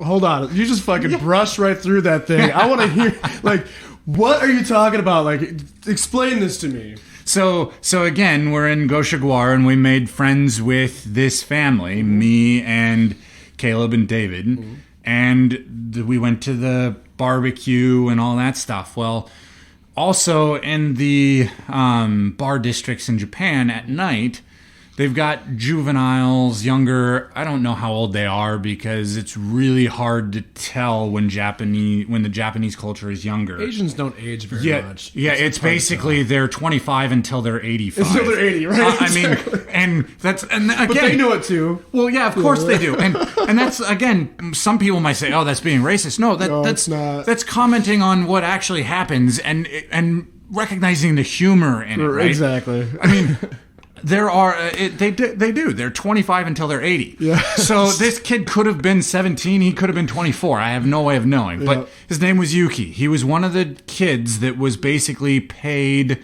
to kind of make sure that, that politeness and that saving face happened. You don't be overly drunk in public. You don't get into fights in public. And so they had these kids whose job was to get you off the street. So Yuki was one of these guys. And he was a heavier set Japanese guy, very jovial, laughing all the time, nice, yep. And just had a smile on his face all of the time. And I've got a good picture that like memorializes that behavior of him as a person. It was a perfect photo. So anyway, we get invited down to the street parade by the family that runs the drinking bar, and we're just sitting there on the street, just the three of us with the Japanese family and three people. Gaijin or foreigners. Three foreigners. Yeah, I mean, there's others. Foreigners. Yeah, there's others of the group that are there because it's not far from the hotel. Yep. But there's three of us sitting with. Actually, it was four of us. Our SF medic doc was with us. Cool. And we were just sitting there, all enjoying it, watching them. And in Japan, at least way North Japan, they still carry their parade floats. Big long. Carry them. Yeah, Wait. so they're on. So basically, think of the old school way. So they're not being pulled by like a truck or something. No, and it's not the balloon. No, this is like think of it when you see, if you've ever seen any of the old movies or whatever, where the emperor is being carried in with like a bamboo stick or something. They're like carried a throne with a bamboo stick, or like a really big tree log or whatever. Okay, basically, you have these tree logs that are strung, and then you have the float itself, whatever it's designed in, the dragon or whatever. This one that had these huge drums and people were banging it, are set in the center, and then of course, depending on how heavy they are, will depend on how many of the Japanese people are actually carrying it. It can be a couple few, it can be quite a lot of them. Mm-hmm. And that traditionally the people carrying are wearing a white outfit that sort of looks like a kimono, and they carry it. And so anyway, and then they carry it for so long, and then they set it down because it gets heavy, and they've got somebody's running along with these little what looks like jacks that then they set the logs on, and it holds it there, and then a little bit of a performance, and then it's however long, and then you pick up, move, and it. So a parade of a few miles takes a lot longer than in the U.S. because we're not just towing them behind a F-250 or whatever. Right. But shout out to Ford. Yeah, shout out to Ford. Hopefully they'll give you an endorsement here. There we go. Let's make it happen. Of course, I used F-250 when my dad worked for General Motors. He's going to be mad if he hears this. But, Dad, GM too. I own a GM, so there we go. GM. Shout out to GM. I'm a Michigan boy. Shout out to the big three. Yeah, so we'll just we'll make them all equal so none of them can be mad or require you to pay a royalty or some stupid crap. But anyway. I'll just bleep it out if I have to. I don't care. Shout out to... Yeah. You get a cease and desist letter. Stop using our name. So anyway, Yuki's float comes, and of course we can see him coming for miles just because he's got his personality is just enormous. And so he sees us, and then he insists that we come out there, and we're of course trying to say no, it's fine. But Yuki's he's so contagious that we just get up and decide to come out there and hang out with him. Yeah. And before we know it, he's convincing us to start carrying this parade float with us. That's great. And of course it looks hilarious because it's just, at this point, it's me, Caleb, and David. And Caleb and David are about the same height, which I'm... like 6 foot or so. No, they're not even that. They're like 5'6", 5'7". Okay. So for me... So you're towering over them. Yeah, so I'm towering over them, and they're closer... They're closer to the height of the Japanese men that are carrying this parade float. So for me, they put me in the front, and it's this ridiculous thing. So I'm either standing fully upright... Yep.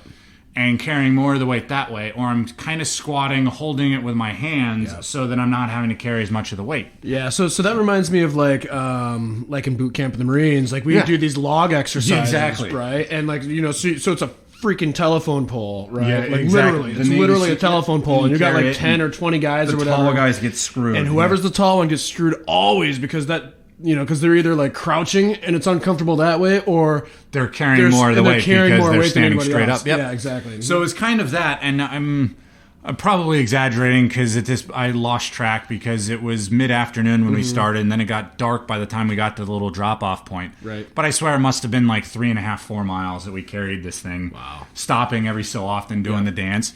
But it ended up because that part of Japan hadn't seen a lot of foreigners to begin with, to then have 3 white dudes, pasty ass white dudes. I mean, I'm talking pasty ass. I'm talking pasty, so pasty to the point where, with my team all the guys called me Red. Renzo, he spends like 5 minutes on the beach and he's burnt. Well, yeah, it doesn't even need to be 5 minutes. I need SPF 5000 to go out in the sun. The reason I'm saying pasty is because my buddy Caleb, I'm already pasty enough to where they call me Red. This dude, we called him UV for ultraviolet. And how this story came was before we deployed to Japan, we're at training in Moyock, North Carolina, which is where Blackwater headquarters were. And the weekend before we're supposed to actually leave to Japan, we go out to hit the bars and stuff in Norfolk, which is the closest kind of bar town, which that's a Navy town as well. So Virginia they've got or North Carolina? In Virginia. Okay. So it's Norfolk. So technically Moyock, North Carolina is right across the border from Virginia. So Virginia Beach, Norfolk, all right there. So we go out into that area to go to the bars because that's where all the Navy guys go. Yeah. And one thing about Navy guys is we can always find the best places to find dates, food, and drinks in any country that we're in. Those are the things. Whatever you're into when it comes to those, we somehow like have a nose for it. There we go. Like a bloodhound, we can smell it out. So we go out and we go to this club, and Caleb's a shorter dude, and we can't really see him out on the dance floor. And there's 3 of us, and all of us have a nickname by this point, but Caleb doesn't. And all of a sudden we're like, there he is, and we see this dude, and I wish you could see, if there was a camera here, I wish you could see me reenact this because it was the funniest thing. But you see these shoulders of people kind of moving with the music, and then all of a sudden you see these 2 fists like pump up in the air above the shoulders, and then you see this like glowing white head from the black light pop up between the shoulders and then disappear. And he's moving between the crowds, almost like a fishing bobber on a wave in a lake. When you see the ripples in the lake, and you can see the bobber, and then it ducks down between the ripple, and then it pops back up. And so he is so white and so nearly see-through that the black light makes his entire body glow. And he's probably going to be so embarrassed. Yeah. UV. He just moved back to Washington not that long ago, so there's a good chance he's going to hear this story. And his wife, who probably has never really heard this story done justice. Makes sense. Yeah, either that or she's going to be like, she's heard all these stories and now she hears one from one of the other guys, right? That's funny. So anyway, but yeah, so that's why I'm saying pasty. So we stand out in this crowd in Japan, right? And so here we are carrying it. It becomes national news. We're down in Tokyo one night because we're getting ready to go climb Mount Fuji, which is another amazing thing that you need to do. Wait, so it's national news, like what? Because of the parade, or because there were these gaijin pasty white foreigners partaking? So the parade itself probably was there was already news crews there, but then the story became 2 things, right? So at the time, and it's well publicized now at this point, but the U.S. government was putting a over-the-horizon radar in North Japan as part of a project with the Missile Defense Agency, and we've got a couple of others. And it's called the X-band radar. And the Japanese, they call it X-band-O, and that's because there wasn't really a name for it. It's the phonetic. Yeah, X-band-O radar. And so the story was, and I assume, because again, my Japanese is only enough to say hello, thank you, very nice things, and the way the Japanese language is as well, there is a masculine version of the language and there's a feminine version. Well, there's also like 4 levels depending on formality and stuff. Well, it's like 5 or 6 separate languages. But if you learn to speak from a woman, they can tell, a native speaker can tell, or if you learn to speak as a man, you can tell. And men culturally learn to speak from men and women from women. I learned how to speak from a girl, go figure. Yeah, so there's words. Yeah. So there's word choices that I would use, but there was things that I just didn't recognize. But then all of a sudden I'm in Tokyo, we're hanging out with some people for dinner and because we're doing Mount Fuji the next day. And all I hear is Expando radar and Gaijing. That's the only thing that really made out. And I look up and there's a little short video clip of the three of us carrying it. And then I assume that they're also mentioning that it's these three Gaijin foreigners that are part of the Expando radar program. I'm assuming that's why they were related and then showing this. But in either case, that's the story about how me and two other guys became a legend in Japan way back in the day in like 05, 06. But nice covert operation, buddy. yeah. Well, I mean, it wasn't supposed to be covert. I guess so. I mean, that specifically wasn't supposed to be covert. I mean, all of I mean, there's no way to hide, 100 white dudes in Wayne, North Japan that are carrying guns that work for a contractor. You can't hide that. I mean, that's like funny. I mean that's like trying to go into the middle of in the middle of a barn of hay and dried out hay, and then putting like a Coca-Cola on the top of it, and then not be saying, hey, the Coca-Cola, I can't find it. It's the only thing that looks like it. It's not super hard to. So yeah. I mean, but when we first got there, before everyone else, we were telling people that we were baseball scouts. Oh, that's funny. Because at first we just didn't want. We were told to kind of keep as low of a profile as possible. Yeah. Until such a point. But I mean, they kind of knew we were coming anyway. It's almost like the Japanese government must have told people, because we'd get the questions and we're like, Expando radar? No, we're baseball scouts. No idea what you're talking about. I'm sure they knew we were lying, but they played along because they're polite. Yeah, that's funny. But yeah, it was good times. But that's the story of how we became a legend in Japan. Nice, man. It's always good to be a legend places. Be good to be a legend here in the United States, but I'm not important enough for that. Well, you're working on it. I mean, or wait, is that self-aggrandizing to say I'd like to be a legend in the United States? Dude, everyone should aspire. Is that allowed, bro? But I mean, is that allowed? I think it's perfectly fine. I'm not hating. But I mean, I want to be known for changing how we grow food and how we have our relationship with food. But I want to hear a little bit about that though. Like, I mean, it sounds like based on your travels and diving deep into the food and cultures and stuff like that. Like you probably have a pretty broad array of interests in different types of foods, right? Yeah, I've become one of those spoiled people. So, same. The world works in an interesting place, right? So we grew up and everything was local to what we could get in our own resources, and we started out very nomadic in our history because we'd moved to where resources were. Yep. Then we learned how to cultivate stuff, but we were still limited on what we had available because only certain things grew in certain places. Then the world became more open as the result of trade and all of this stuff. And we've become so used to that selection in our food, right? We get asparagus out of season. We get avocados out of season for our local environments. God, and because of my travels, I've become so used to that. I mean, growing up in the Seattle area, I got spoiled with seafood. So when I got to New Mexico, I basically avoided it because, trust me, seafood in the desert that's landlocked like New Mexico. Same with Vegas, dude. I mean, there was like one. I mean, but in Vegas, the same. In New Mexico, they had one or two places that paid the money to fly it in. They would ship it in every day, that kind of stuff. Yeah, sure. But of course, you it's pay far for it. between, and you got to find it, and you pay for it. Yeah, and you pay for it, which of course then is we're talking about sustainability in life, right? That isn't super environmentally friendly to spend that kind of greenhouse gases on flying in your seafood fresh. So that becomes a conundrum, right? We're trying to be better stewards of our planets, and that's kind of how I feel about environmentalism. Is we're stewards, not masters, and we're supposed to take care of it for the next generation on some level. Does that mean that I'm perfect? Fuck no. I make bad decisions just like everybody else does. Some mornings I forget to bring my reusable coffee mug to the coffee store, and you can't really recycle it because of the plastic liner or the wax liner or whatever.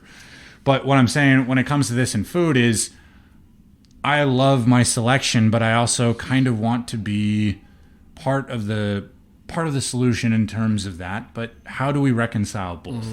And that was one of two reasons that catalyzed my shift into agriculture, and the other was chasing narcotics and bad counter-narcotics policy in Afghanistan when I was at Blackwater. And so that kind of really started in this, how do we do two things? How do we provide a way for the Afghan farmers to make a living with something that is a economic value crop that meets their thing. Versus what? Okay, so the opium field. Well, yeah. So let's dive down. So let's take a little tangent here. So for those listening, remember we're talking about that sustainability in agriculture and that shift between two things. But then let's dive down the tangent on one of the catalysts for this, and that was when I was in Afghanistan. So we were part of the counter narcotics mission, and there were 3 basic arms to counter narcotics that the U.S. and ISAF forces were taking.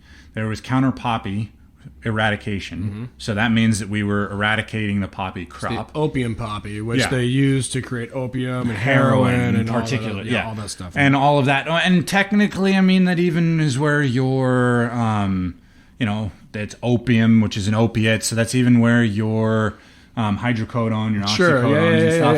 All of it. Opioids. Yeah, any of your opioids are still opium poppies. Yes, but there's legal restrictions. So sure. But in Afghanistan, it's the largest producer of opium poppy in the world, and for illicit purposes primarily.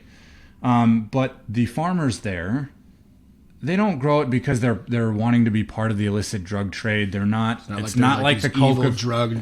No, it's not. Manufacturers. It's not like some of the coca fields in Colombia or whatever that are owned by the cartel, that were set up by the cartel. No, these are farmers that have this land that pretty much doesn't grow much more that makes money. There's a couple of reasons. That some of that is environmental. Afghanistan is a high desert, just like New Mexico. So you New Mexicans know what I'm talking about. Nothing fucking grows there. Yep. It's also very mountainous and rocky, right? Very mountainous in places and rocky. And then the other thing is that traditional knowledge base, because some related to the way the Taliban kept information from them, there were, human defecation on their crop fields and stuff make it to where it's not really safe for consumption.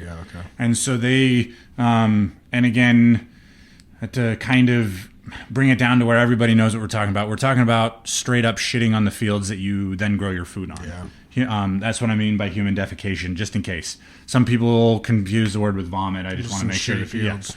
Yeah, literally there's some shitty fields. And it's from a lack of education. It's fine. It's a good one, but it's a lack of education, right? So they grow it doesn't matter, right? All of that doesn't matter because the opium is processed with hydrochloric acid and sulfur and all these things that doesn't matter. It kills everything. So they grew this crop, and then they didn't have to worry about finding a market for it, right? Because the illicit part of the value chain, so the drug dealers out of Russia or China, they would come in and bring everything else, where these farmers just grow it, harvest it, and then they don't have to do anything else. Somebody else comes in. They have the scientists to refine it. They have the distribution channel to take care of it. Everything they've got, no problem, lock, stock. So basically, they're just growing a crop. Yeah, they're just growing the crop that makes them the money. So our one part to survive and make a living, just like anybody else. Exactly. There was no evil intent or anything else. We're not talking about El Chapo here. No, they're just growing what made them money. Right. So then the U.S. government, we think that we need to eradicate it. So then we fly in and we burn it to the ground.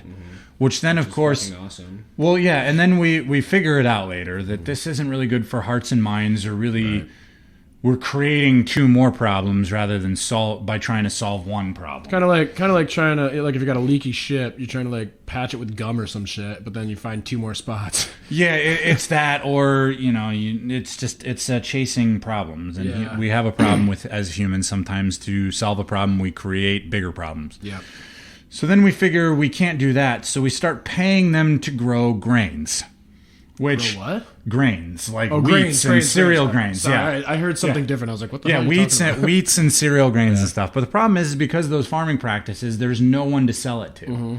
So now we're running that risk of sending them back because now they're not, okay, we were paying them a subsidy, but it wasn't enough to really supplement all their income just to grow. Part of their income was supposed to come from selling what was being grown. Nobody wanted to buy it.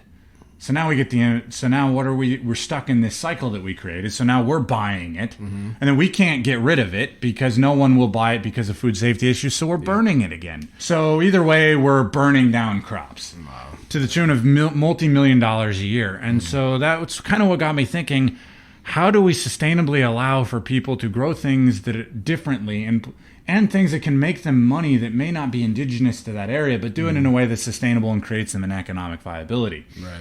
So that kind of catalyzed the idea for what I'm doing now. And then also that my own desire when I was in New Mexico and I couldn't get a lemon from the grocery store, or that I couldn't get, because New Mexico is more food insecure than some African countries, believe it or not, because of the way the logistics system works.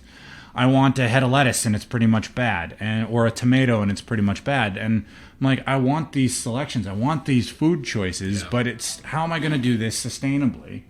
And so that's kind of what catalyzed even farther me finally jumping into it with Revolution Agriculture, is to really fundamentally change our relationship with agriculture from that monocropped chemical agriculture, just grow tons of it and everything else will sort itself out later, strip the soil.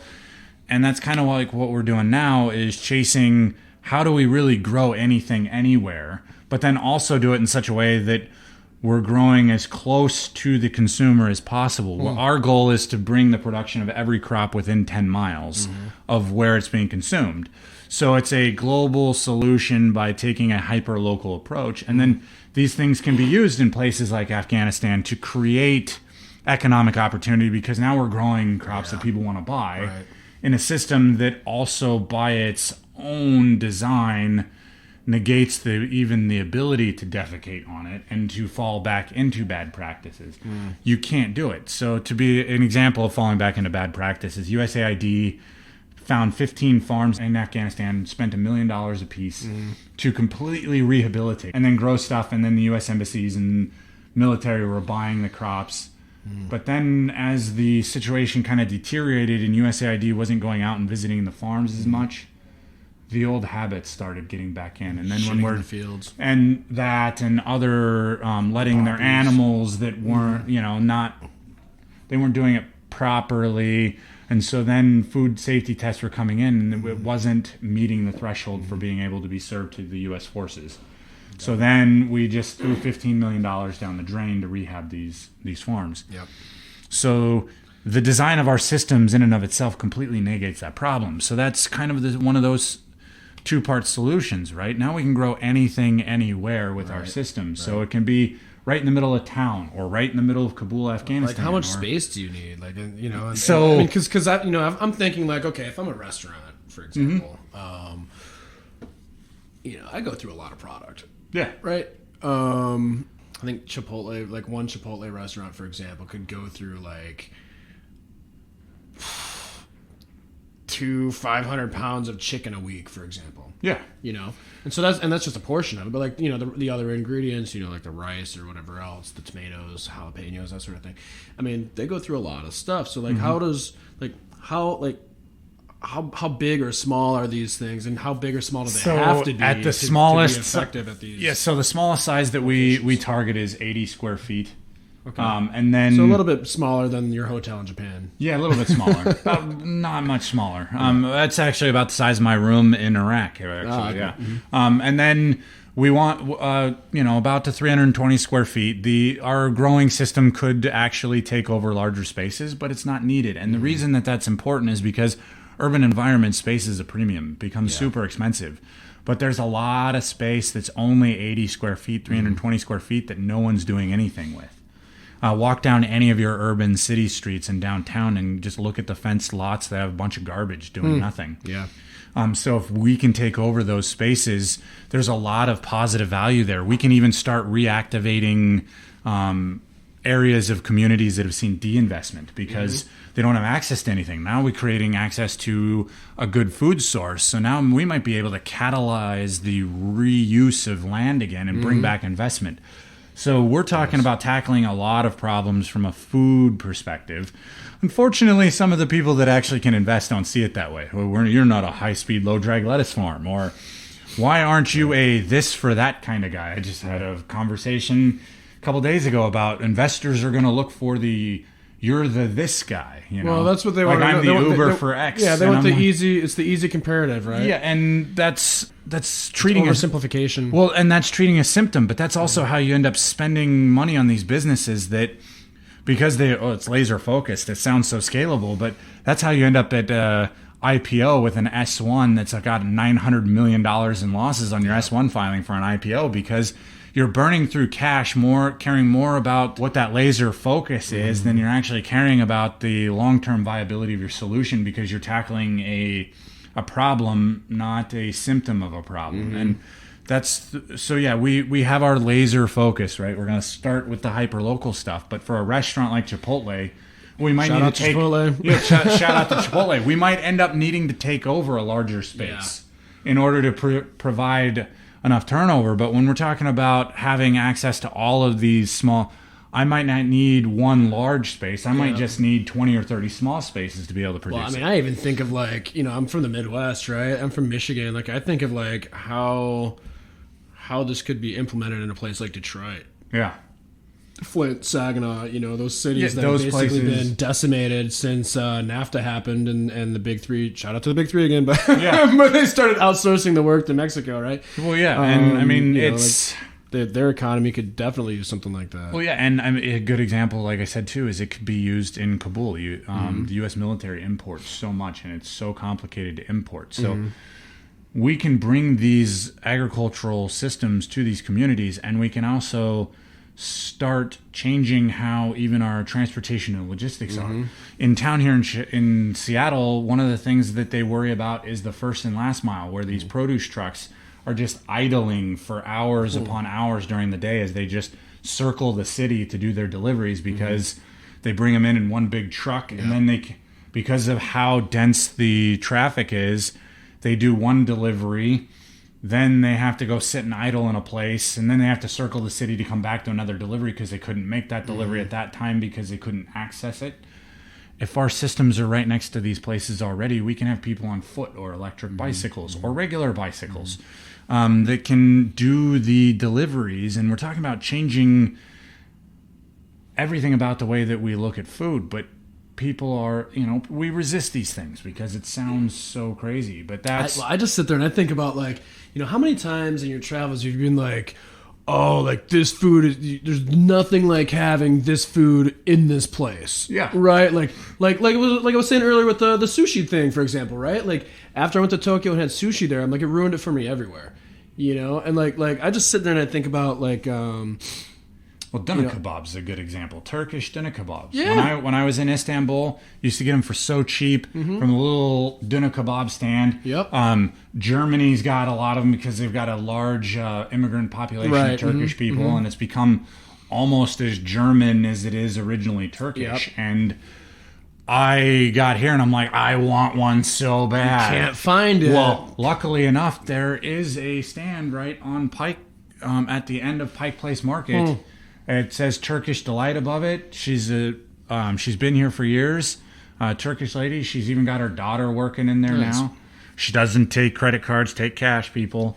But I love her. I finally found it. But that's the thing is, you can't always get to those places, right? Right. And so having access to these things, like a friend of mine from high school, she married a Navy guy, and then they were in Guam for a few years.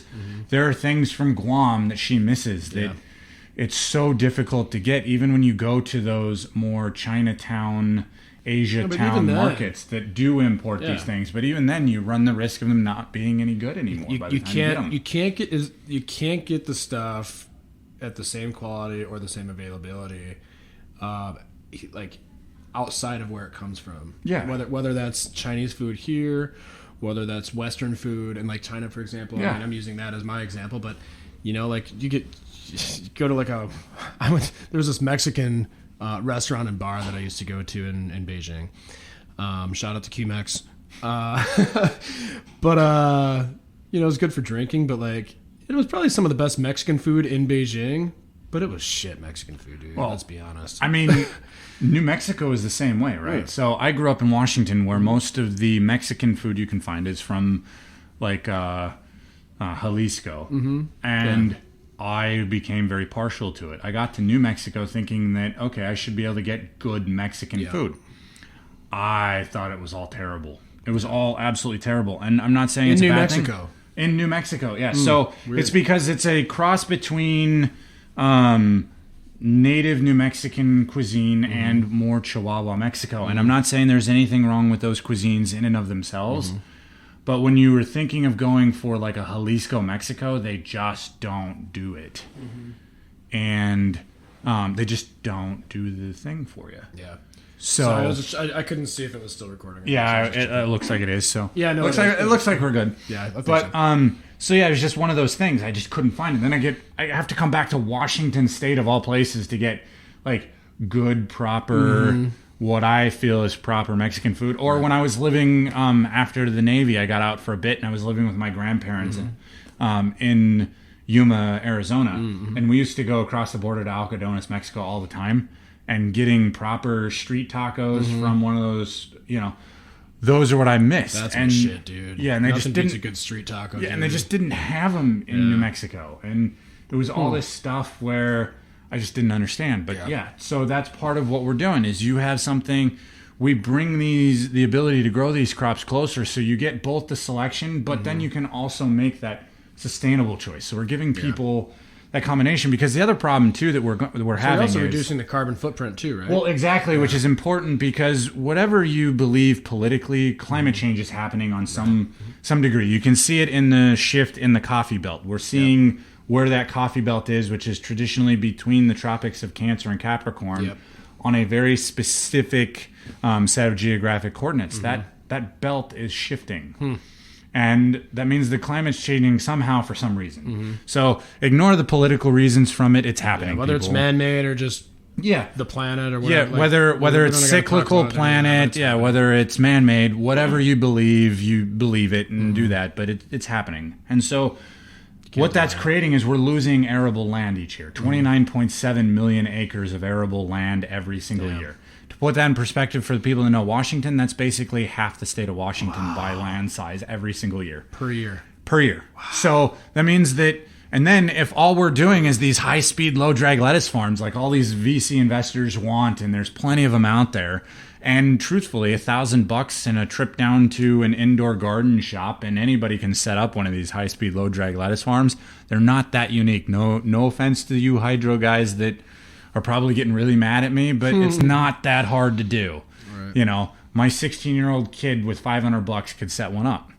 Problem is we're losing arable land, and then we're shifting to a monocrop solution from an indoor controlled environment agriculture system. We're pretty much heading to that scene in The Matrix when Neo gets woken up, and then he's spooning that goop, and Rabbit's response is that it's a synthetic amino that has all of the essential things that your body needs. We're heading that way, but with greens. So pretty soon, it takes longer than my lifetime. Man, well, yeah. So I enjoy food too much. But if we continue this path where we're saying that agriculture is going to be fine, the climate's going to be fine, and we're just going to do hydro lettuce, we're going to be drinking green lettuce smoothies for pretty quick. And we're trying to tackle both that. We use less water in our growing system, 60 to 90% less water. We're producing more food in the same square footage. We're producing it faster, but it's got selection. Our first crop was a French breakfast radish that tasted amazing. Nice. Then we did Ladris peas, and we've done carrots. And so we're actually trying to provide both of those things. That's selection and sustainability. But again, it takes money and effort and all that kind of stuff. And we're hoping that we can find the right group that says this is what we need. And that's what we're after, and that's what we're trying to build here. Our first commercial box is being built here in Washington State, but it's all out of our own money. I got a buddy, people keep telling us to crowdfund this stuff. I got a buddy that's I went to high school with him. He got his PhD in agriculture. Dr. Pat, shout out Pat. He actually works. What was it? It was like some big ag company. It doesn't surprise me. Pioneer or something like that. One of those, right? But he goes all over the world. He's like dealing with like genetics and stuff like that. I think he's in Germany quite a bit. Yeah, that would make sense. Yeah, but that's where Bayer Monsanto is, and yeah, sure. So I don't know who he works for or whatever, but he's in Minnesota. But a company like that could be something. Yeah, or that might get it and might have an interest, or or they're gonna try to kill it because it goes after their core market. But some people have been telling us we need to crowdfund. The problem is I suck at social media. Don't tell anyone. I couldn't get 500 people to like a post to save my life, which means I couldn't get a viral campaign to crowdfund this for nothing. Now you put me in a room with people and I'm great, but really hard to get 5 million people to contribute $100 into a room without paying $5 million for a venue to get 5 million people. So kind of ends up being self-defeating at that point. But so that's some of the struggles we have, but that's what we're after to tackle. And we've got a cool team. My COO, he used to run manufacturing units for like Sherwin-Williams, RPM International. Cool. So we've got some manufacturing background. My chief development officer used to be a dude for Hyperloop TT. So nice. the super fast transportation, but he's also a medal-winning medical cannabis grower out of California. No shit. Yeah, so he knows his stuff when it comes to those things. And then my wife actually does all of our graphics and all of those kinds of things to make it look good, because I suck at those things. But the one thing that we kind of lack is that understanding of how to do social media. So if anybody's got any suggestions, hit me up, tell me how stupid I am, send me an email, tell me how bad I am at this stuff. And I think more than anything, dude, it's finding the right person, the right champion, right? Mm-hmm. Even with my stuff or whatever, like, you can sit here and you can shout from the rooftops all you want, dude, but nobody's going to hear you until you find that right person that can help you with the certain, of course. help you fill certain holes, right? Yeah, I mean, we were even told how awesome our tech would be for China for a number of reasons. Oh, for sure. But I mean, that requires money to get into that market and a champion to help us really kind of get to that market. Mm-hmm. And I mean, it's something that we want to do, because it's not just solve agriculture for the U.S. We designed our systems to be able to put in places like remote Africa or Afghanistan that can do these things while accounting for the fact that the labor isn't going to be super technology advanced. That's the other problem with a lot of these vertical indoor hydroponic companies. You almost need a STEM degree to even be able to harvest lettuce from these places. Yeah. I mean, it's the same thing that happened to a lot of mechanics, right?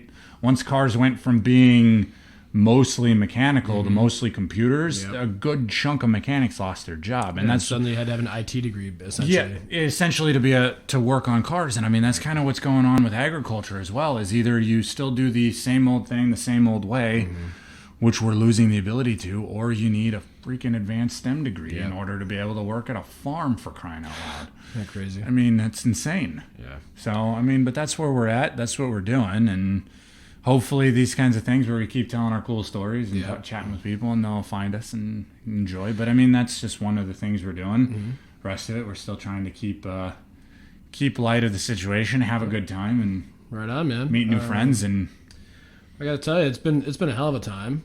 Yeah, we probably could keep going for like 4 hours, but I think we're at a pretty good point right now. And I think you and I both have other things we have to get to today. I got stuff to do. We've got places to be. I actually have an investor meeting I got to go talk to, who's actually happens to be from China. So, oh, cool. Lives here in Seattle now, but he lives in Seattle now. Say, what upon your banchang shuo ni hao. Although isn't it just says my friend Brian? Well, banchang is my Chinese name, but yeah, my friend Brian says hi, basically. Yeah. But cool, man. Yeah, dude, it's been a great time chatting, man. Maybe somebody hears this. Can you tell us a little bit? I mean, obviously it's not an infomercial, but can you give us a little plug? What do you tell us about the name of your company? How do we get a hold of you? That kind of thing. Yeah, so it's Revolution Agriculture, and it's simply revolutionagriculture.com. And you can find our social media links from there. Some of them might find Facebook, Instagram, and LinkedIn, but that's how you find us. If you're interested in being a host or a customer, there's places to sign up as both. If you want to help, tell me how stupid I am at doing my job. I'm always interested in hearing that feedback as well.